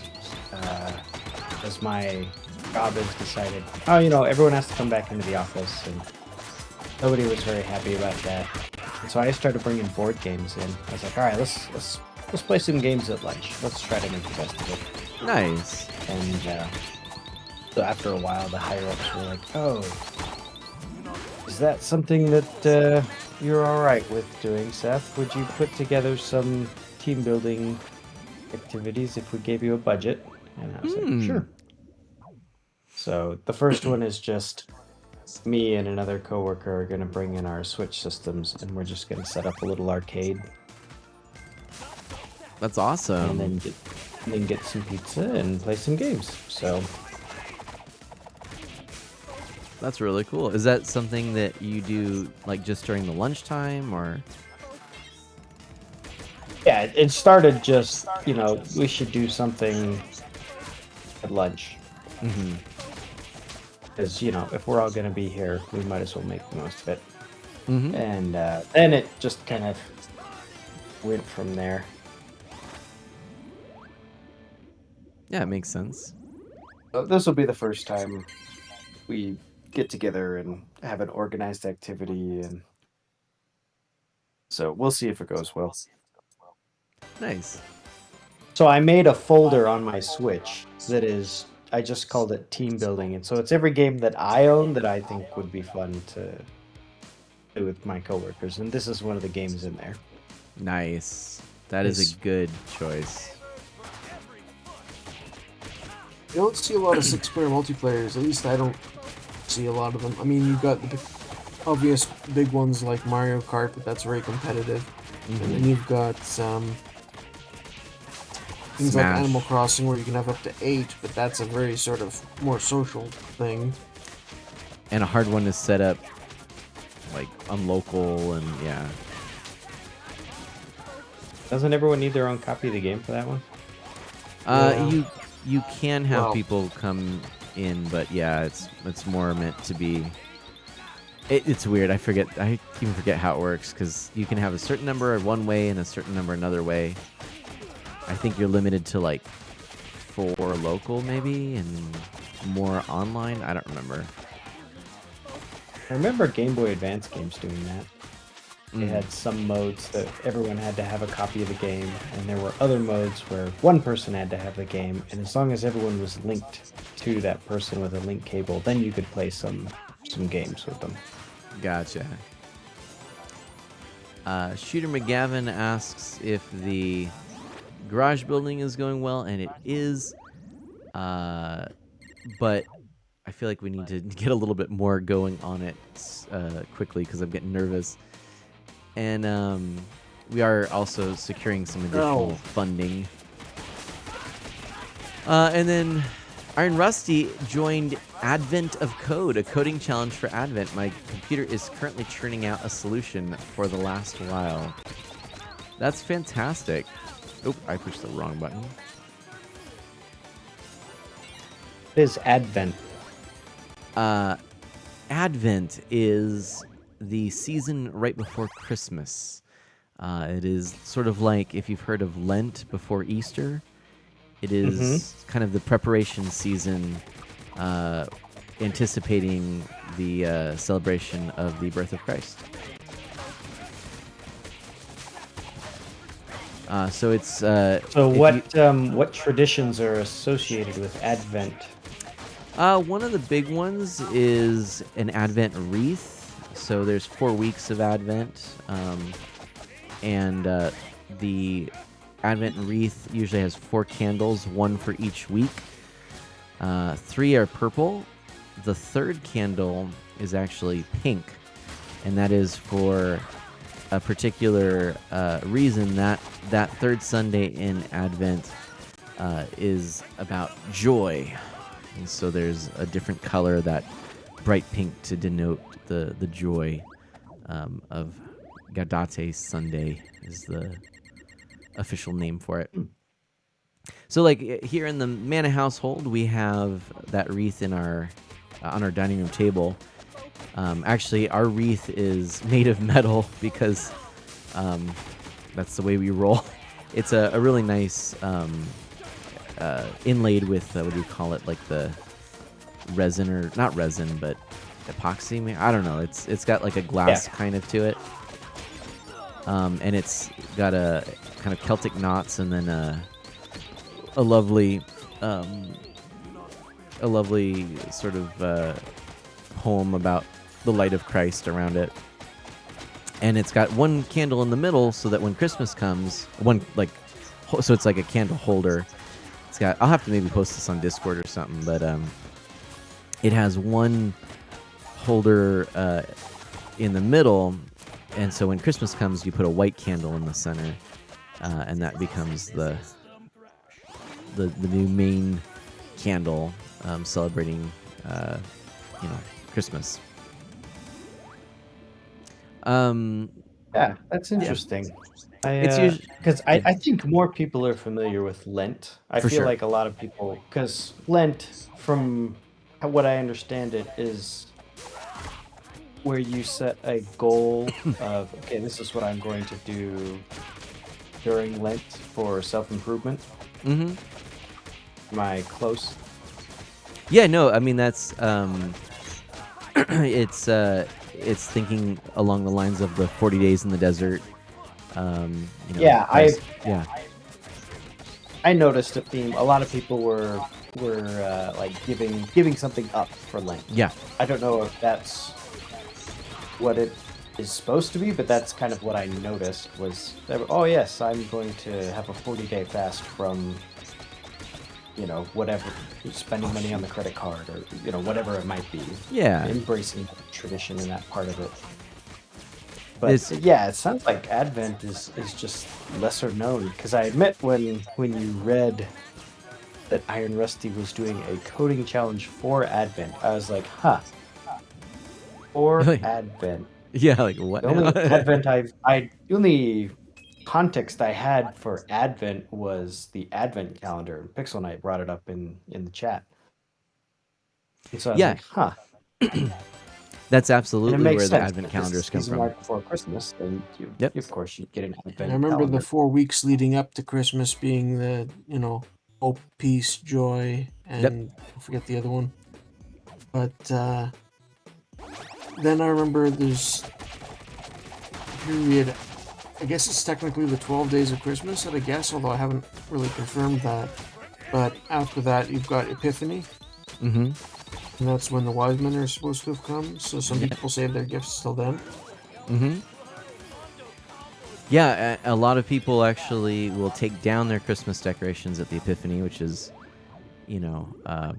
the funny thing is, culturally, Christmas is like, okay, Thanksgiving's over, or sometimes Halloween's over. Like, get the Christmas decorations out, start playing the Christmas songs, and then like, what I find is, Christmas Day comes, and then all of a sudden you go and you see like all these Christmas trees on the street the next day. And like, in many of the especially the older Christian traditions, or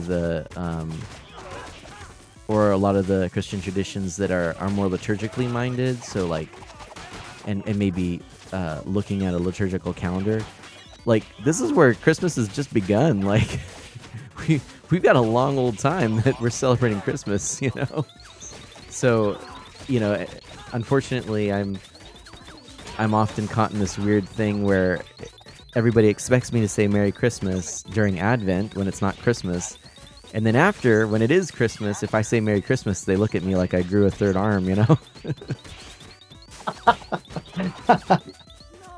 We did that. We're on New Year's now. Yeah, right. Yeah, it's like, what are you talking about? You're weird,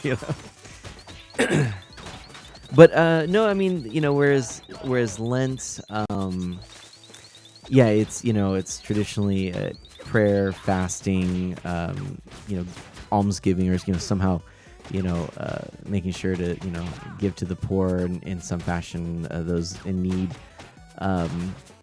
It's a lot of reflecting, like cutting out the things that distract you from God, maybe taking on things that will help you improve your relationship with God.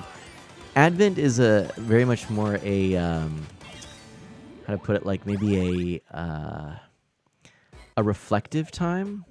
It's sort of a quiet time. In fact, again, it's why it's really strange, because like the trappings of sort of cultural Christmas during December is really at odds with the feeling of Advent when you enter into, like, the Mass during Advent, those 4 weeks. It's generally, we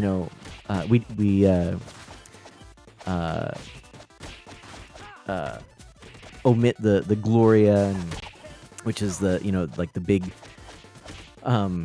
glory to God that we sing at the start of Masses. And we usually the church is more not stark, but like simple, more just like that candlelight and that like getting you in that mood for just reflecting. And yeah, and then it's like when Christmas comes, that's when all the celebrating comes, and all the the bells are ringing, and the and the carols are coming out. And of course, yeah, again, it's sort of like the opposite of you go to the store and all of a sudden you got Valentine's Day stuff up. Yeah. So, Yep. The Christmas season culturally is definitely between Thanksgiving and Christmas. yeah. And then after Christmas is done, then it's mostly New Year's resolutions, which I would assume leads into Lent a little bit. Yeah, there's a connection there. Yeah. As far as the liturgical calendar, the big seasons, of course, are Christmas and Easter. And then you've got the seasons of preparation in Advent and Lent, respectively. And then the rest of the calendar is ordinary time. And so that's the majority of the year. But, I do really appreciate the cycle of the liturgical calendar, and it's got so much meaning, and the way that the readings cycle through. It's in the course of 3 years, every 3 years, pretty much all of the Bible has been read in a Catholic church, or in the Catholic Church. So we go through it every 3 years, and so those readings not only are repeating on this 3-year cycle, but every year, pulled from different sources, there's similar themes throughout. So like during Advent, it's more of those times of anticipation. During those times of like the end of ordinary time before Advent, kind of reflecting on like the end things, the end times sort of things. On of course, Easter is going to be the resurrection, and Christmas is going to be the incarnation. And then there's different periods of time during ordinary time that are going to be kind of dealing with different things. And then Lent's sort of like the big one that people really are. It's moody. It's a moody time. It's a introspective time of self-care, self-improvement, to put it in those terms, maybe. Yeah. Maybe you're grumpy because you're giving up too much chocolate, and and you really want your chocolate. You got your chocolate cravings. Yeah, I had a lot of people that would do it, like they'd try to quit smoking. Yeah. It's a time to humble yourself too, as I recall. You had, Yes. leading up to things like Ash Wednesday, no, that was the kickoff. Actually, I was gonna say Ash Ash Wednesday is actually the last first day of Lent. Yeah. Yeah, and but they did things at the Anglican church I went to, where they would cover all the crosses for Lent. Oh yeah. I forget the significance behind that, but I remember that was consistent. Well, like Oh, boy. so as an example, in the We're Catholic really Church. being carried here. Yeah, we are. In the Catholic Church, we don't sing sing Alleluia during Lent. So it's kind of again going in that time of like, and I imagine the same reason of covering the cross is the idea of like, well, almost thinking of like the resurrection not having happened, like thinking of the suffering and the death and the passion of Christ, before the resurrection, because then the resurrection is what we celebrate in the Easter season. So, Mike Tron's heading to bed. Good night, Mike Tron. Iron Rusty, heard a good one today at Bible study. Did Mary need to get baptized? That, especially on the Feast of the Immaculate Conception, that's an interesting one to ponder. I had to try and explain the Immaculate Conception to a bunch of youngins, and so I did I'm my back in. best. I did my best. I ended up using I ended up using this Saint Duns Scotus. He used an example of a savior in the case of, I can't believe we're alive. Yeah, I wasn't doing anything on that last round. I had put my controller down, was doing something else. That I is just so realized funny. that I was back in. I was just chatting about all this. It's so easy to get Panda going, Iron Rusty says. But no, I ended up oh boy. I'm just trying to stay alive right now. Oh man. I'm trying. I don't think I'm gonna get to you. I'm sorry. But yeah, so this idea of like somebody tripping into a, oh well, we got a lot farther. Okay. Oh, they're worry, still Mikey's alive. Still got 2 lives, I think. But yeah, like someone tripping into a pit, falling in the mud, or somebody, and then somebody helping them out. They're saving them from it. Then there's also the person that prevents the person from tripping in the mud. They're saving from it. So it's kind of 2 ways of thinking about it. I also use something from the kind of adopting the idea from the Maronite rite of that sort of before, in the original, plan for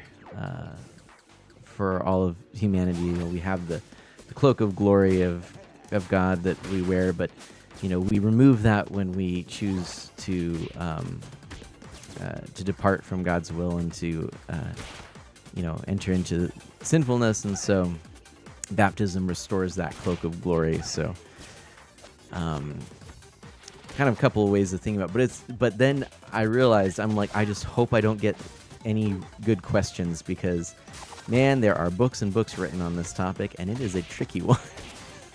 Fraught. It is a fraught topic. And you just kind of enter into it praying nobody asks what conception is.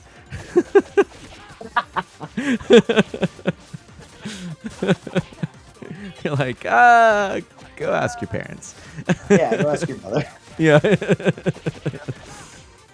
So A lot of the Marian dogmas seem to get frightfully close to worship of Mary for a lot of people, and that's one of the concerns too. oh yeah. No, I can understand that.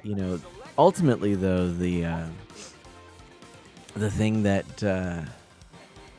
really, like for the Duns Scotus example, the idea is, just so we're, I realized, just so we're all on the same page, if you're not familiar with what Immaculate Conception is actually something from, I think it was in the 1800s. It was formally established, but the idea that that Mary, not Jesus, as many people think that the Immaculate Conception is Jesus' Immaculate Conception. That's not what the Feast of the Immaculate Conception is celebrating. It's actually celebrating Mary being born without the original sin, and sort of the idea again, that Duns Scotus example being that being the idea that Jesus is still the one who saved Mary, but sort of as opposed to the after falling in the mud, sort of preventing Mary from falling into the mud, and of course being an example of what discipleship looks like. So everything still is pointing to Christ, and in fact, it's even to better allow for that that expression of authentic and pure discipleship of Christ, that these things happen. But it's a tricky one to wrap your head around, and certainly if somebody is not super familiar with Catholicism, and already has this idea that oh, you crazy Catholics, you worship Mary. This feast is not going to do us any favors. Well, that's one of the big criticisms of Muslims towards all Christians is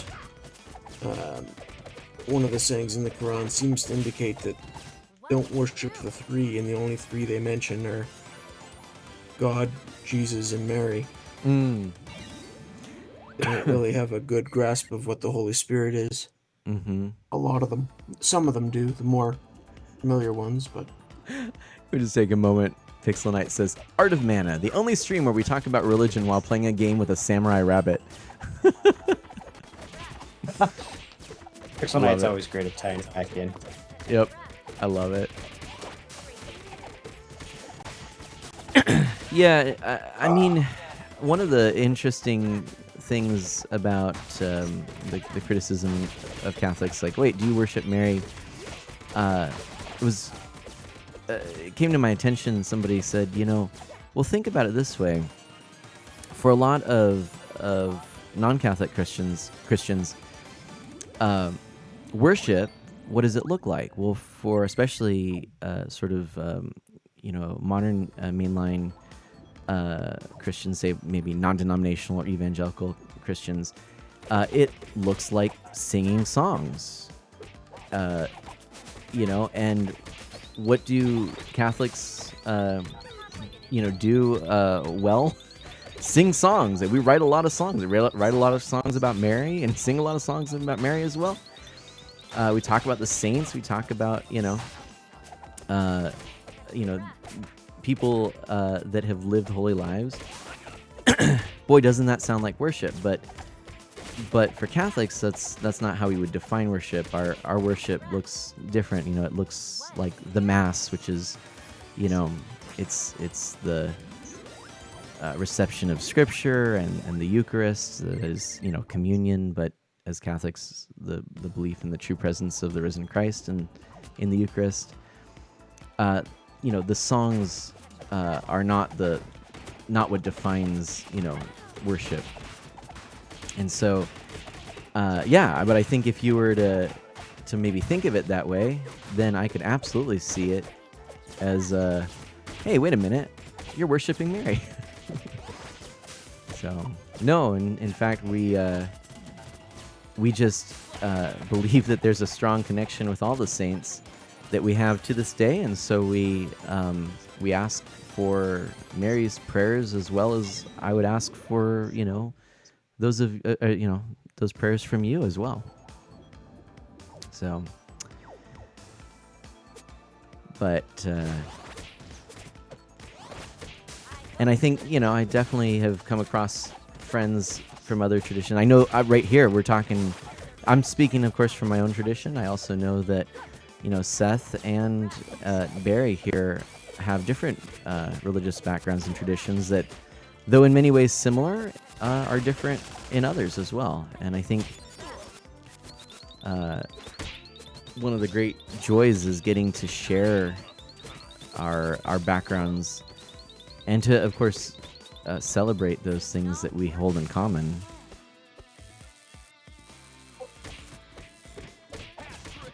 And ad break. Darn it, Twitch, why do you do this? Iron Rusty says, it's okay to sing songs about people. Here's a song about mana. 1, 2, 3, 4, everybody. Yeah, we didn't last so long on that. Well, that didn't go as Well, well. we lost our level 10 Michelangelo. Shooter McGavin says, so it's a misinterpretation of worship regarding the Catholic Church. What I was referencing before was this idea that Worship definitely means different things depending on who you're talking to. When I talk about worship in Sunday school, one of my favorite ways to teach it is that worship means to put above all else. And so when we say that we're going to worship Christ and his doctrine, we will put that above everything else. And, Nice. like Anna was saying, To some people, worship is just something you do on Sunday when you go to church and you sing songs, and to others, it's something that is put above everything else in your life, and it still has other meanings for other people as you discuss it.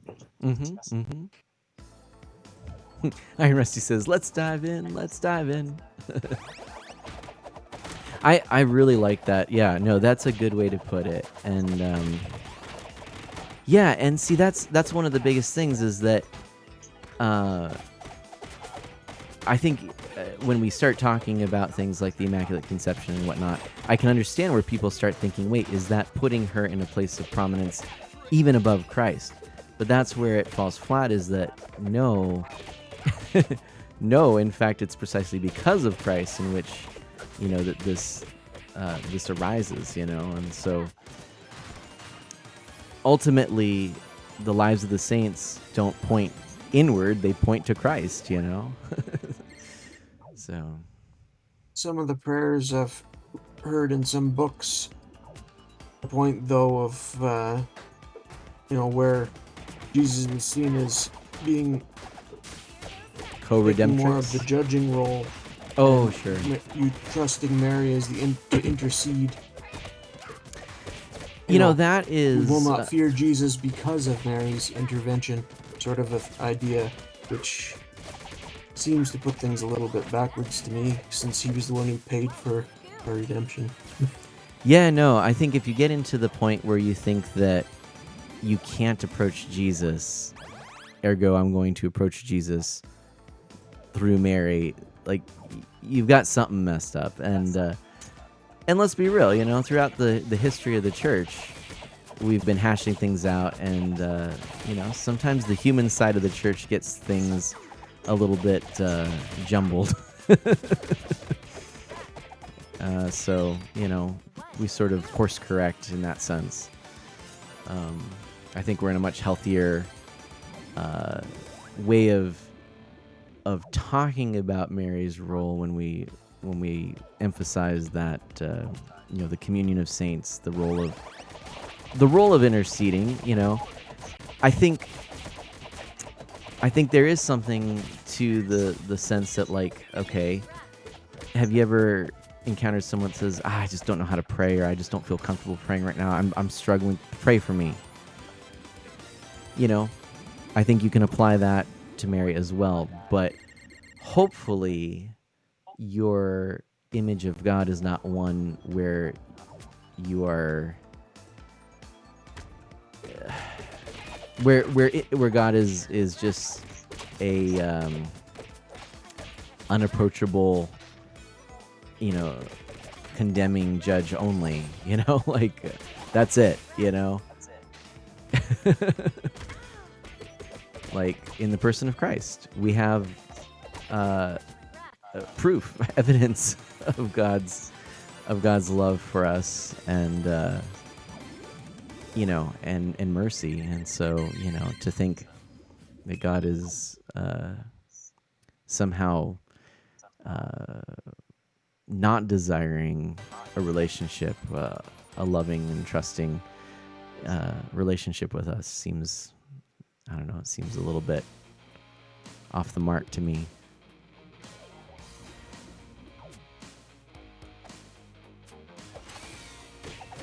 Here's a semi-related fun fact. Did you know in DC Comics, Martha Wayne's Batman's mom might have been Jewish? No, I didn't know that. That's cool. Yeah, no, look, I'll tell you this. If nothing else, I know we've got a lot of people from different backgrounds and stuff like this, and I just want to say I appreciate that we can have these kinds of deep conversations about religion. Or maybe more to the point, I appreciate that you let me go on my tirades. I am focusing on the game a bit. But yeah, I also believe that, when it comes to God as our Heavenly Father. That's the primary relationship that we teach between us and God in my church. I'm a member of the Church of Jesus Christ of Latter-day Saints, and we use the word saint much differently than the Catholic Church. That's true. That's true. But in there, we also teach that Christ is the mediator, and that we should have a loving relationship with our Heavenly Father, and Christ is the one that paid for our sins so that we could be able to get through the judgment and be cleansed through the atonement. So that is also the way that I have been taught and the way that I view it. Mm-hmm. Yeah. I think where we start to see, like, going down that path of talking about Mary is, recognizing that, it was Mary's, yes, an openness to God, that, led to the incarnation so certainly that is a special, a special moment in history,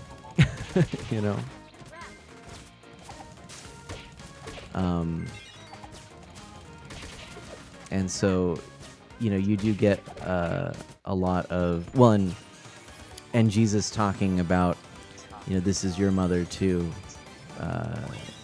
allowing for this sense that there's a special, like, familial bond that we have as Christians with one another, and in no small part with the mother of Christ,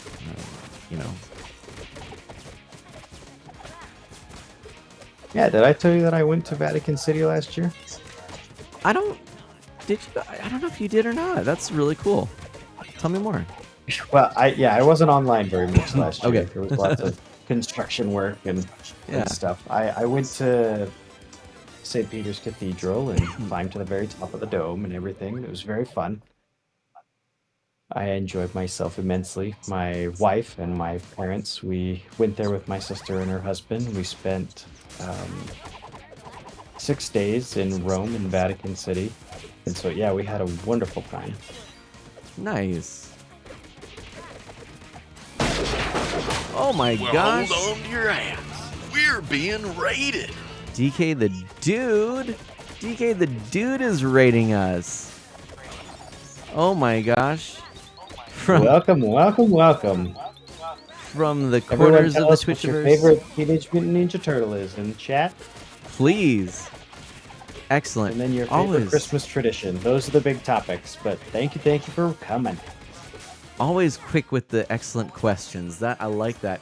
We did it. We rated Mrs. Alex for the win says. Oh my gosh. That's so awesome. Thank you for coming. And I got to do a shout out to DK. What is up, everybody? DK was just chatting. Were you talking about the new Visions of Mana game that was announced? Or were you talking about DOScember and all of the great old classic video games you played on the DOS platform? Or were you talking about the Teenage Mutant Ninja Turtles? Who your favorite was, as Seth asked. Or favorite Christmas traditions, yeah. Welcome on in. For anyone who's new, my name is Mana. I'm an E for Everyone family-friendly variety streamer with a focus on Nintendo, retro and original hardware, and indie titles. I'm joined by Fluffy Ambassador, the rest is down there, Twitchy Berry, and Seth Haskell. And you might hear a little echo. Sorry, we're having some audio issues, but but know that you are welcome here. And I hate changing into the boss. I'm never good at them. yeah, same. Nice. Oh, DK it's says, just my daughter different. loves TMNT and this game. I heard it was a sequel now, so I have to play the first one with the Mana game. Yes. Okay, so this is actually DLC, but certainly adds enough that they probably could have, maybe fleshed out another game and put it in there. It's nice that it was included as DLC. for I believe about $7 if you have the original game. I hear there's going to be a physical release of this, the complete version with all the DLC. Oh, But I was gonna say I have a physical version of this. yeah. There's a physical Didn't you version double dip of as this. well? I double dipped. I have this. I'm playing it digitally right now, but I also do have my copy right there. I love what Dotemu does. Also, the other game I've been playing lately on my own. This game is fantastic. Super Mario RPG. Loving that one. That was the game that made me excited that Jack Black was cast as Bowser. Right when they announced the casting, I had recently finished a playthrough of Super Mario RPG, and I just remember all of Bowser's lines and whatnot in there, and I was like, oh, he'll be just perfect. I'm very excited for that. And he did not disappoint. Nice. Oh, Iron Rusty. Yes, I am finally playing Super Mario RPG, and I gotta tell you, man, that music is good. Oh my gosh. But yeah, I'm not done yet. I'm still playing it, but I'm working my way through it. But I'm doing it on my own because I know if I were to try and stream it, it would just take me forever, and so I'm just going through on my own. Mana Sprout's watching. She's actually played a little bit on her own too, and she's enjoying it. But she's currently kind of experimenting more with gaming. She's been playing some more Kirby games on her own on the 2DS, and she's also been playing a bit... Oh, I'm in here. Oh my gosh.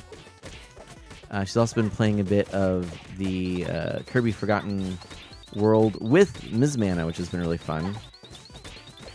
And then, like, of all things, this was really funny. She asked... oh, she did play a little Minecraft too. But she asked if she could play a little of Discworld, because she saw it, and she saw Rincewind appearing on the screen as the little idle animation, and I was like, I don't know, there's some like mature things in here. I said, okay, I'll tell you what, I'll sit here with you, and then, you know, if there's things that I need to kind of call out or things I need to explain, I'll do so. And she's been playing through that, and I don't know, it's a little bit dicey at times because I don't remember everything, and suddenly, you know, and I don't know every line of dialogue.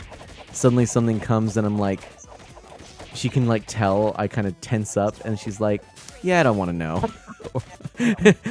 or she'll be like, what does that mean? And I'll be like, ee, and she'll go, yeah, don't worry about it. Ask me later.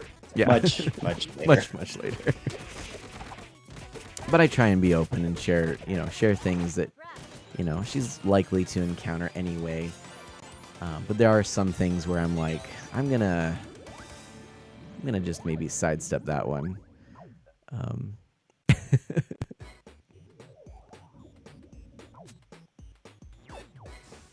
I don't know. What do you have any suggestions on that, Twitchy Berry, for, you know, when the difficult questions come?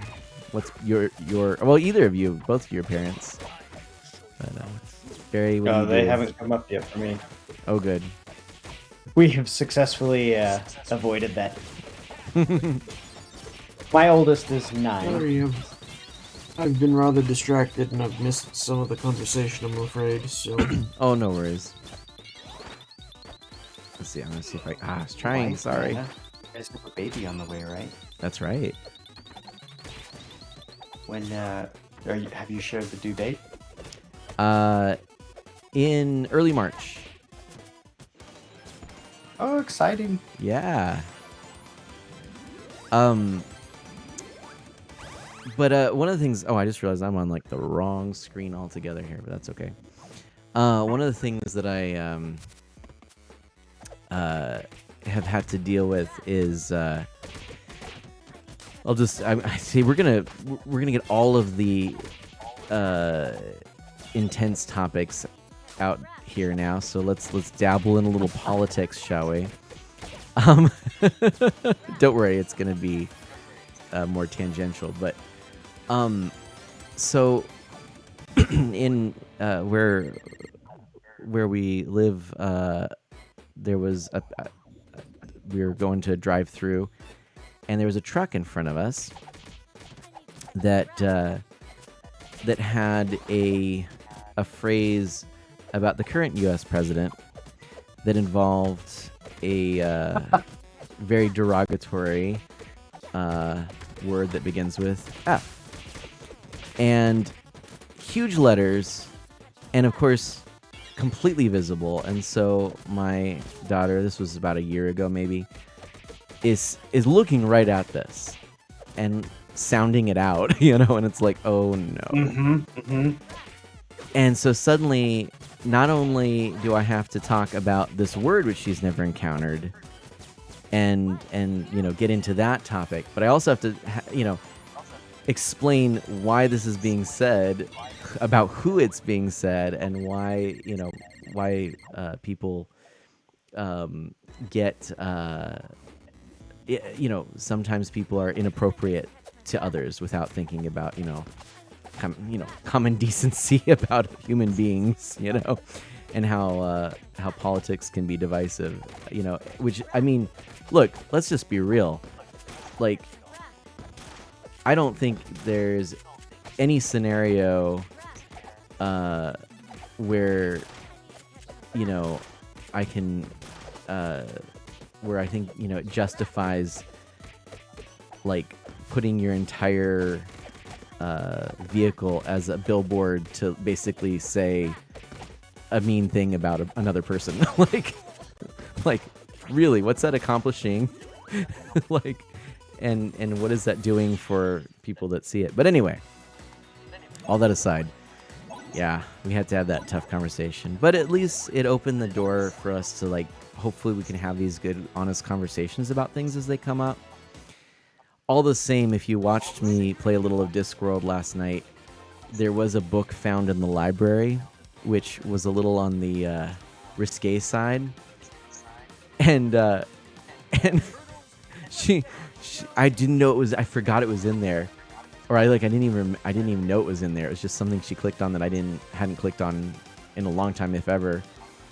And again, it was like risque, and I just sat there and I went, internally, I'm freaking out, and I basically said, she's like, what does that mean? I go, and she said, never mind. And I said, thank you so much. She's like, you just tell me later. Nukem. Oh yeah. That is funny. I did say that I had avoided all these, but no, I had an encounter with that exact same sign with my two daughters in the back who are learning how to read, and they're doing the same thing. They're sounding the word out. They successfully pronounce it, ask me what it means, and then we have to say, oh, well, that's a bad word. We don't say it. And they're like, okay, what is this? What's the context of the sentence? And I was like, oh, well, they're just saying that they don't like this other person. Yeah, but it also means something else that you really shouldn't. Yeah. How do you? And so then we were like, yeah, if you don't like someone, do you think you should put a sign up saying that you don't like them? And exactly. Like, no. Exactly. And so we kind of did the same thing. It was, oh yeah. What do you think about this? If you don't like someone, how bad would you have to dislike someone before you would post a sign about it? Yeah. And my kids are in the backseat, and they're like, I guess a lot. I can't think of one though. You're right. I'll tell you that it's good to know that we had similar experiences on that. Oh my gosh, yeah. April is the heartthrob, isn't that the truth, Nukem?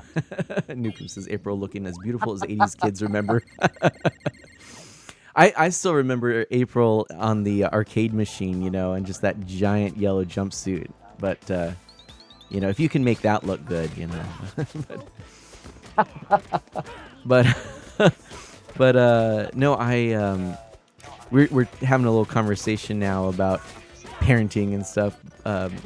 The friends here Barry, Twitchy Barry, also seen there as Fluffy Ambassador Barry, and Seth Haskell. But yeah, no, we had similar experiences on that then, Seth.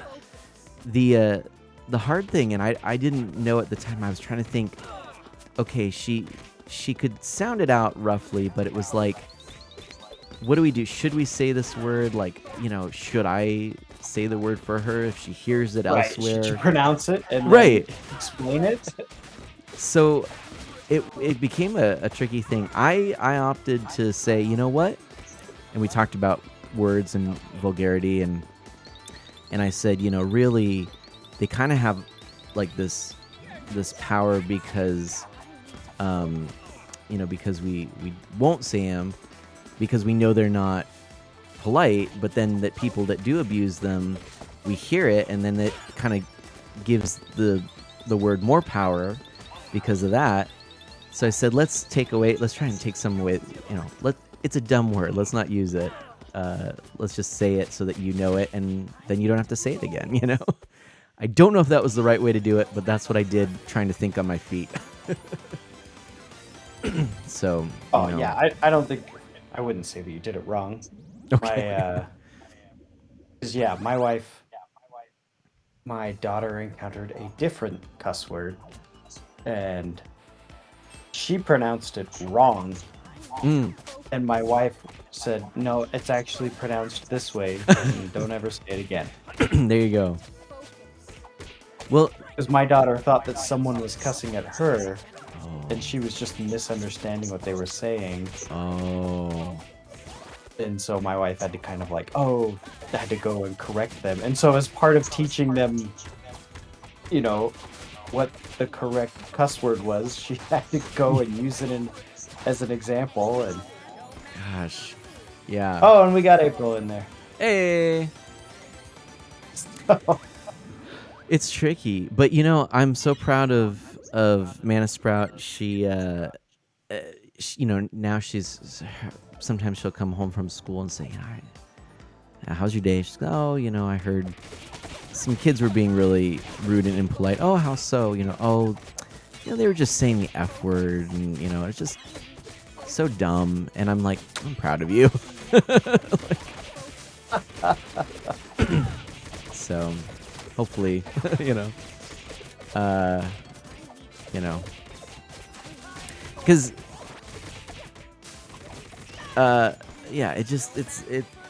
I think that whole, especially like in younger grades, that whole sense of let's just use these words because they're cool and make us sound all adult. And it's like, in hindsight, in retrospect, boy, does it? I don't know about that. Nukem, by the way, super happy to see you here. Lots of comments about this game. Sorry, we were sort of knee deep in some other conversations here. I don't know if Scooter is here at the moment. Scooter, if you are, would you mind letting me know? I could use your assistance. I'd like to do a shout out. He's streaming. Is he streaming right now? Yeah, he keeps popping in chat just to. What a guy. Be present. What a Show guy. support, but yeah, he's trying to get a W in Fortnite. Nice. Oh, right on. The new Fortnite season is very cool looking, by the way. By the way, I know there might be some potential. And see, I was thinking this too. Nukem says some good things here. I dropped the idea of bad words when it became obvious that some people were trying to police my language, were dropping those words themselves when they felt like it. Yeah, ultimately, I think, obviously, there are a lot of words, too, that have more weight in different regions and things like that. I tend to, on the stream, just try to shy away from most words that can be perceived as vulgar because you don't know how everyone is necessarily going to react and, where people are from. And I want to make sure that this stream is a place where people feel invited and welcomed.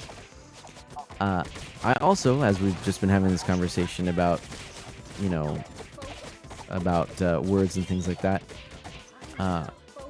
I also absolutely, and this call me hypocritical, but I consume media that will drop that very same word that we were just talking about, and I don't necessarily bat an eye.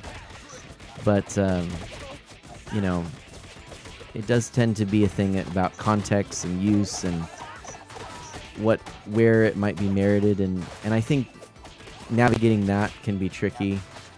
So Nukem, anyways, don't worry, I'm not trying to sit here and oh yeah, Nukem says, and this is actually a pretty good analogy, it's like people warning against smoking with a cigarette in their hand. Yeah, although addiction makes it tough for, if someone is addicted, they can certainly... It is like that, yes. Yeah. But yeah. Anyway, what I want to do, and I'm going to try and sneak it in now, is a shout out for Nukem. Nukem, I actually hung out in their stream a little bit and had a really fun time. We've been doing this Dawsember event. I'm going to put this in the chat as well. And Dawsember is this great opportunity to hang out, play some retro games, and just otherwise enjoy old school DOS gaming. I'm really grateful to GarPG for telling me about the event and getting me set up with it.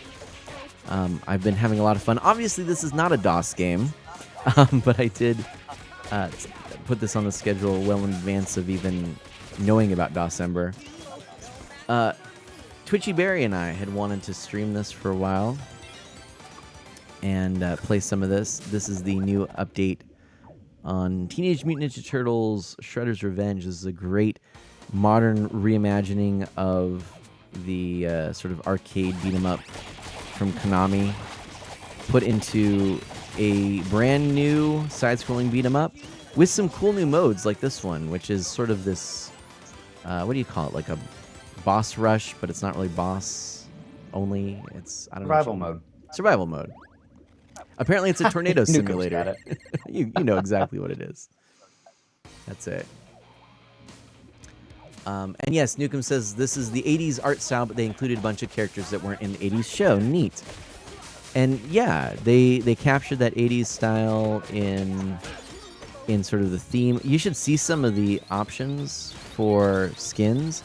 You can even put them in an old Game Boy aesthetic, which is really fun. It's just good times.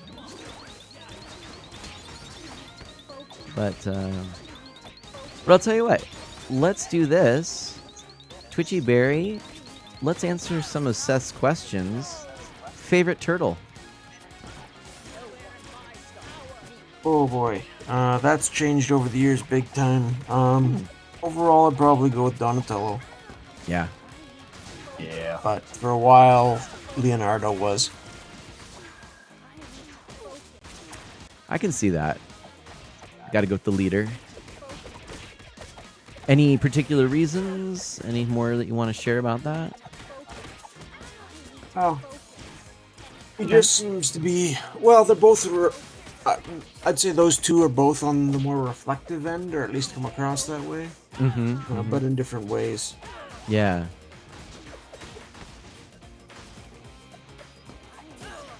Yeah, I'll definitely agree with that. You know, Mikey and Raph are sort of the other extreme. You know, the party animal and the in-your-face brash tough guy. But you've got sort of the sensitive and courageous leader and the I don't know, the tech and science nerd, the STEM nerd.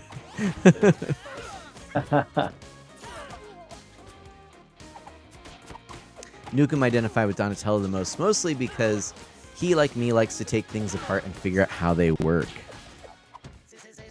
I like it. Well done. Good job. Yeah. Yeah. Oh, this is a good point. Pixelnet says, I rarely use curse words in my life for writing, mainly because I've seen so many comics and stuff that use curse words just to be edgy, which if not done right can feel like the book is whining and saying, look at me, I'm mature and adult, take me seriously, and it does the opposite. There's a lot of that, for sure. Can be a slippery slope, right? Newcomb says, I never liked Raph much because he felt to me like exactly the kind of all-edge, no-point character that Pixel Knight is talking about. He spent so much time being mad for no reason. That's a good point, too. Yep. Pixel Knight says, Leo for me, mainly because of the 2003 series, and I like chip on their shoulders leaders in general. Hey, we're getting a little farther. Any comments? Okay. Seth, what would you say? So, I told this story a little while ago. A lot of people, when they were introduced to, a story of some kind, it was usually they'd watch the movie or they would watch the television show, and then they would play the video game later as, like a tie-in or a supplement to what they were already viewing. And it was a little bit different for me. For a lot of the media that I got into, I ended up playing the game first and then watching the show or the movie. And that was the case for Teenage Mutant Ninja Turtles. I ended up playing the game first before ever watching the show. And so my favorite turtle has always been Donatello, and it has nothing to do with his weapon, has nothing to do with his personality, and it has everything to do with just how OP his bow staff is in Turtles 1 for the NES. I 100% can relate to that story. Yep. Yeah, no, legit. In fact, one of the things I remember is that because of that bow staff in the first Turtles arcade game, I still continued to play as Donnie in Turtles in Time, not realizing actually Raph really is kind of the OP character in that game.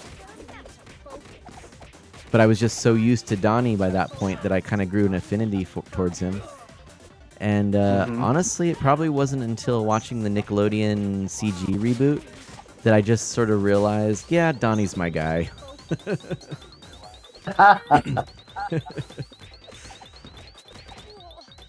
Leonardo leads, Donatello does machines. Raphael is cool but rude. Michelangelo is a party dude.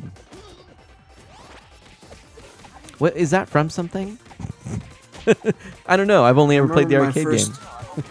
Just kidding. My first impressions with Raph was one of the early figures we had. Just trying to understand the difference between the weapons. Historically, I understood at the time that the Sai was designed to counter swords, so that seemed like a very tactical choice. So he was an early favorite of mine, but that stage didn't last long.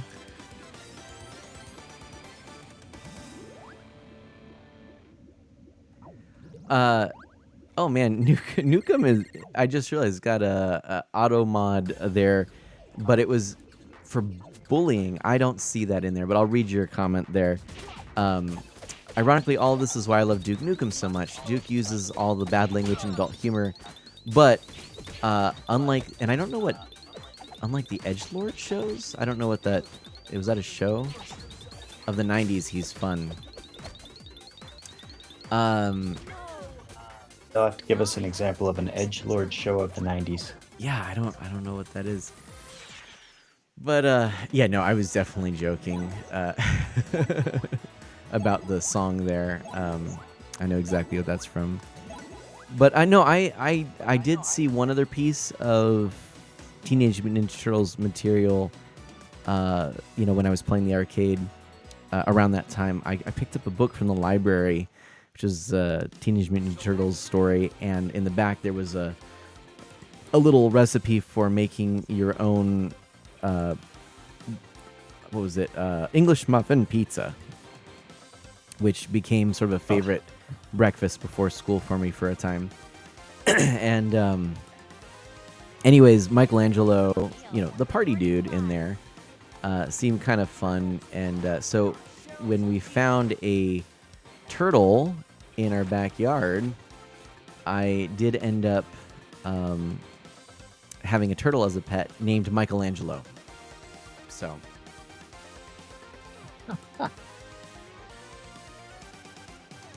He's bright, colorful, silly at a time when a lot of shows and especially comics were trying to be dark and mature, Newcomb says. Okay, gotcha. But yeah. Okay, basically, it's edgelord is a term apparently that has to do with being like exaggerated opinions, extremist views, sort of edgy, someone who basks in the bitterness and misery of others.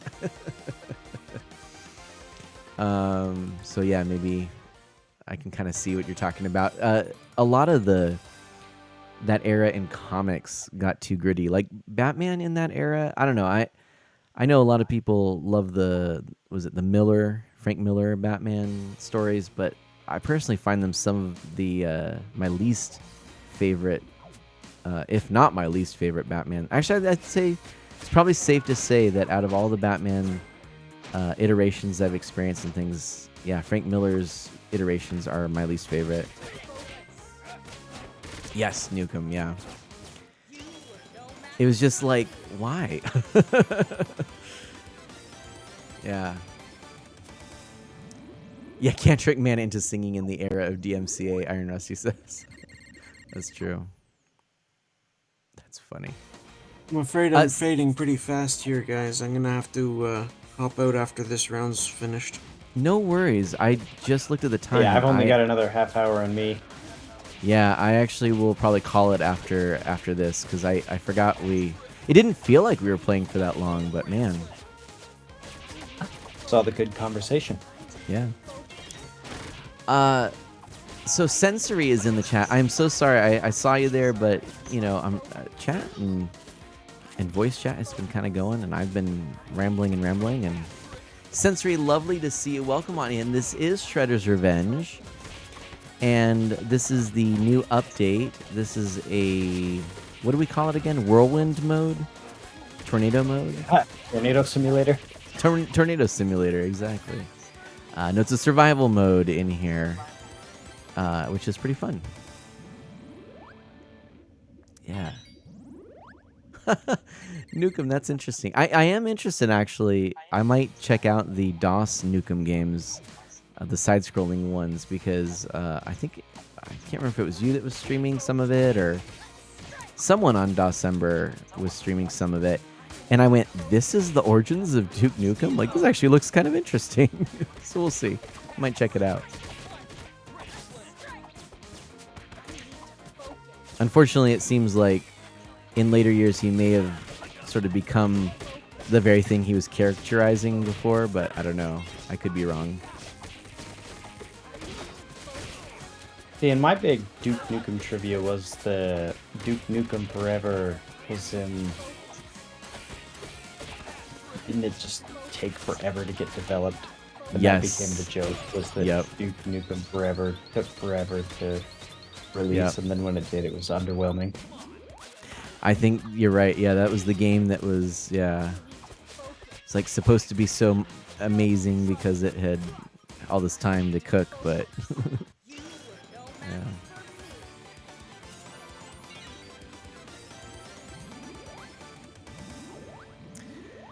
The only beat 'em up I've ever played is Streets of Rage 4.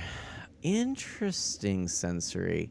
But I had a lot of fun with it and didn't even have anyone to play with it. All right. Or play it with.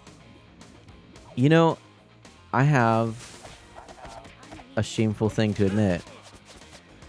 I have 2 copies of that game.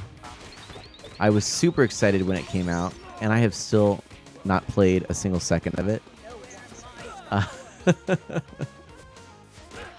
Which game? Streets of Rage 4, sorry. Oh, okay. Did I say Duke Nukem? No. You said Streets of Rage 4. Okay. I just missed it because I was trying not to get hit and I failed at it. I have a bad feeling about this now. Oh, yeah, I've played a few beat 'em ups. That's one of the ones that I enjoy playing with my kids. While they might struggle with like tricky jumps in a platformer, they can, especially in a game like Turtles, they've all got the pattern of taunt, and then go stand inside a group of bad guys and use your special, and then Mhm. walk away, taunt, and then come back and use your special. And so they can get through the whole game doing that, and they think it's a blast. So Yeah. It doesn't take much sometimes. Yeah, no, that's one of the reasons it was such a great game for Mana Sprout too, and you could just credit feed until you beat the game, and so it really didn't matter if if you kept getting knocked down, because you were always able to do something, and there really wasn't any downside to getting taken out. So it was more about going through the story and everything like that. Great question here from Nukem. How many rounds does this boss rush mode go through before it's finished, or is it endless? Frankly, I don't know. But we know there's like 8 gems, and we've gotten, I think, 3 of them. So once you get the 8th one, I don't know what happens. Scooter says, "You got this, man. I still cannot hear you, FYI." Aw, thanks, Scooter. I'm going to give Scooter a shout out, actually. And Pixel Knight, speaking of Automod is on a tear today. In this case, solid. Thanks for the 100 bits. Hi, Appreciate Mana. that. Here's a fun fact.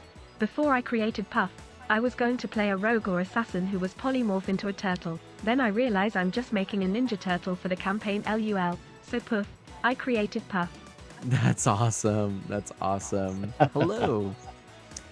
Pixel Knight says, in All-Star Batman and Robin, Batman calls Dick Grayson an awful word for not liking his car and makes him eat a rat. It's a fun fact, we'll say. We'll call it that.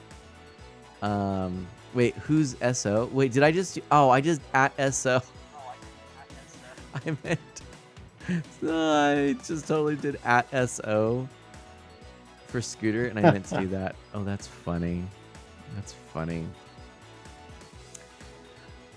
Anyway, well, yes, Twitchy Berry.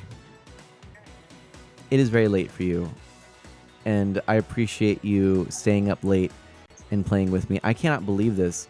This definitely went longer. I know we started late. What did we start around 9? But that is, we've been streaming now for almost 3 hours. Right on. So, Yeah. Barry, thank you. I don't... After midnight here. Yeah. Oh, that's right. Yeah. I will let you go. Is there anything that you want to say before you leave? Any plans on anything that you want people to know about, or just you want to say some kind words of goodbye? I'll just wish everybody a merry holiday season in all its various stages, and have a good night. Thank you, Barry. Good night. Sleep well. God bless you. Thank you so much. Yeah, have a great one. I'll catch up with you more soon. Sounds good. All right. Bye Bye for bye. now. Oh man, Right. that's I'll awesome. take off too. Seth, will you tell us a little bit about your streams and your channel and all that stuff? I'm gonna shout out for you. Yeah, I stream. Right now I'm playing through Trials of Mana, which is exciting. Mm-hmm. I was playing through it on the Collection of Mana set because I wanted to do it multiplayer. But I was enjoying Trials of Mana so much, I actually went out and bought the remake for the Switch. So it's Nice. definitely one that I want to play through a few times, really experience that world. So right in the middle of that, enjoying that. But yeah, other than that, thanks for hosting. It's always good when you can spontaneously just open Twitch and be like, oh yes, I'll watch. Oh yes, I'll jump in, and then you have a great time. So thanks for hosting. It was my pleasure, and Seth, yes, you are always welcome. We'll hopefully do a collaboration here in the future. And everyone, go check out Twitchy Berry. Sorry, go check. I'm tired too. Go check out Seth Haskell. Check out Twitchy Berry too. He doesn't stream right now, but he's a great guy. But yes, go check out Seth Haskell. Fantastic, family-friendly streamer. A lot of retro goodness. Yeah, a lot of guests that come and he'll play games together with them. So I put a shout out in the chat please do consider giving him a follow. I will disappear from voice chat and reappear in chat. Sounds Night. good. We'll catch you later. Bye. Oh, that went dark. We'll get that up. Dash asks how this went, and I guess that's your answer right there. We unfortunately are no longer alive in the game. Oh well, what can be done? But it was fun. I like this new mode. I like the new characters, and all in all, I would recommend this. Nukem says that maybe you should try and pick it up because a lot of people have been playing it. I think you would do yourself well by doing that very thing. It is a blast. It's a well done beat 'em up. I mentioned I was also playing the Scott Pilgrim game, and that's been a lot of fun. So, Cowabummer Dash says. Very good. Cowabummer, yeah. Anyway, yeah, no, I do want to thank all of you for hanging out. And definitely thank you for the 100 bits. Solid. Nukem, it's lovely to get to know you more. I really appreciate it. I think that this December has been a great way to connect with people. It's been a lot of fun. This game is certainly not DOS, but hey, it's old school in its vibe. Next week, we're going to come back to DOS, and I'm also going to try, maybe, we'll see how this goes. I'm going to try and do a Pico 8 stream. Pico 8's a fantasy console that came out with the idea of artificially imposing limitations so that you could develop these games that are very simplistic, very arcadey, very small bite size, but you could make them and get them done and polish them up, and they look incredible. I've played probably about, at this point, 36 or more Pico 8 games on this new handheld that I picked up. All official. Well, it's $15 to get the license to play Pico 8, and then these games are downloadable for free through the Explore section of Pico 8's interface. And all of these games, the 36 games, I played way more than that, but the 36 games that I'm talking about are all games I favorited and will go back to. And honestly, some of them I've even just picked up and played multiple times because they're fairly short. Some of them I keep playing and adding more and more and progressing more and more. It's really fun. So, yeah, I think we'll definitely do some Pico 8. But yeah, December, I've got to finish up. We finished Act 1 of the Discworld game last night. Got to go into Act 2, and there's 4 acts in that game. Dash, I think you'll appreciate if you go back. It's 2 hours to watch the first stream, but you'd be able to catch up, and then the next acts will be probably their own streams. And then we do Dark Slot X, that's funny. Commander Keaton is on my radar. We do have another stream planned where I'm going to go through several different games. Commander Keen potentially being one of them.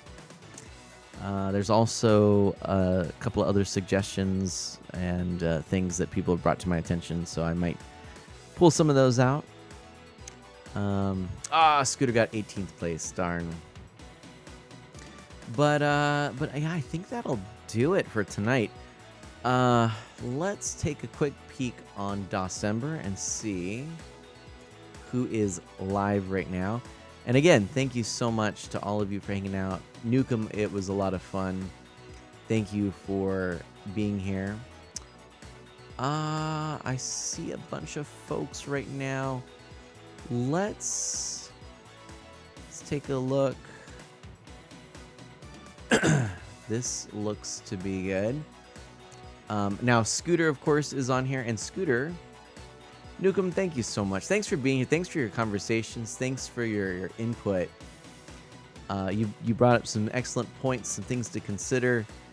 And I actually want to say I appreciate when people bring things that maybe aren't necessarily what a streamer and the chat is kind of going with.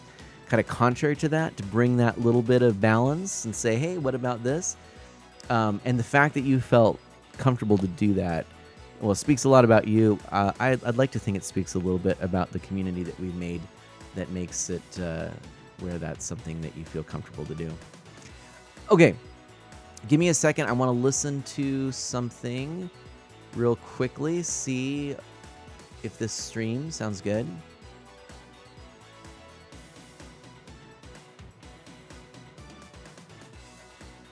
Let's see.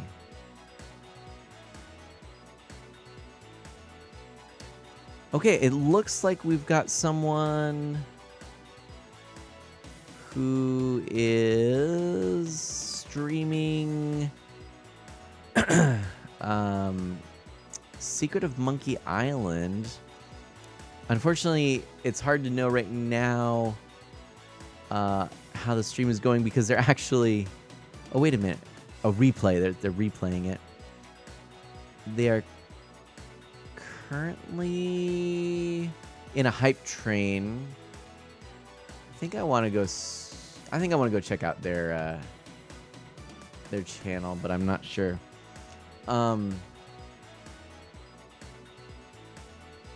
Yeah. So this is Ghoul Babe is their name.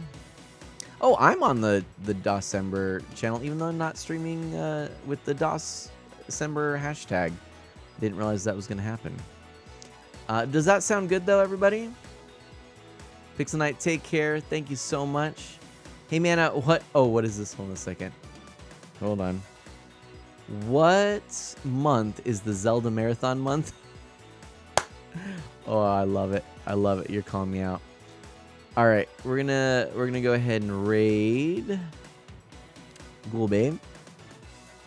This is from the December. Let's go ahead and when we go in, we'll say I don't know much about their channel. I think they are a little bit more mature, so just be aware of that. But I want to go ahead and give some love to some of these streamers who are in December. Actually, you know what? Hold on a second. Wait a minute. Something just occurred to me. Let's not actually raid Ghoul Babe. Let's raid Scooter, because we haven't gotten to do that in a while. And so the rationale here, they're not someone new, but I wasn't streaming DOS games, and he isn't streaming a DOS game right now. And it has been a long time since we've gotten to raid him. And I think that would be a lot of fun. So, oops, hold on. Raid. Hold on a second. Oh, and has his name officially changed? Will this let me? Okay, no, the raid has been created. Okay. So we're gonna give Scooter a raid, but do... Yeah, I'm torn because now I'm like rethinking that because I do want to meet new people, but I've been meeting people outside of raids. No, let's stick with this. We're gonna do it. I feel like that's the thing to do. We're gonna raid Scooter. All right, sorry, I'm hemming and hawing. I'm gonna try and stream again for you very soon. In the meantime, everybody, do good, be well, stay safe and healthy. I will catch you next time. Go give some love to Scooter102089, soon to have a rename, and Seth Haskell, of course, who joined us, and everyone in the December event. Go meet some new people through that. It's been a lot of fun. Thank you, and I'll see you next time. Bye-bye.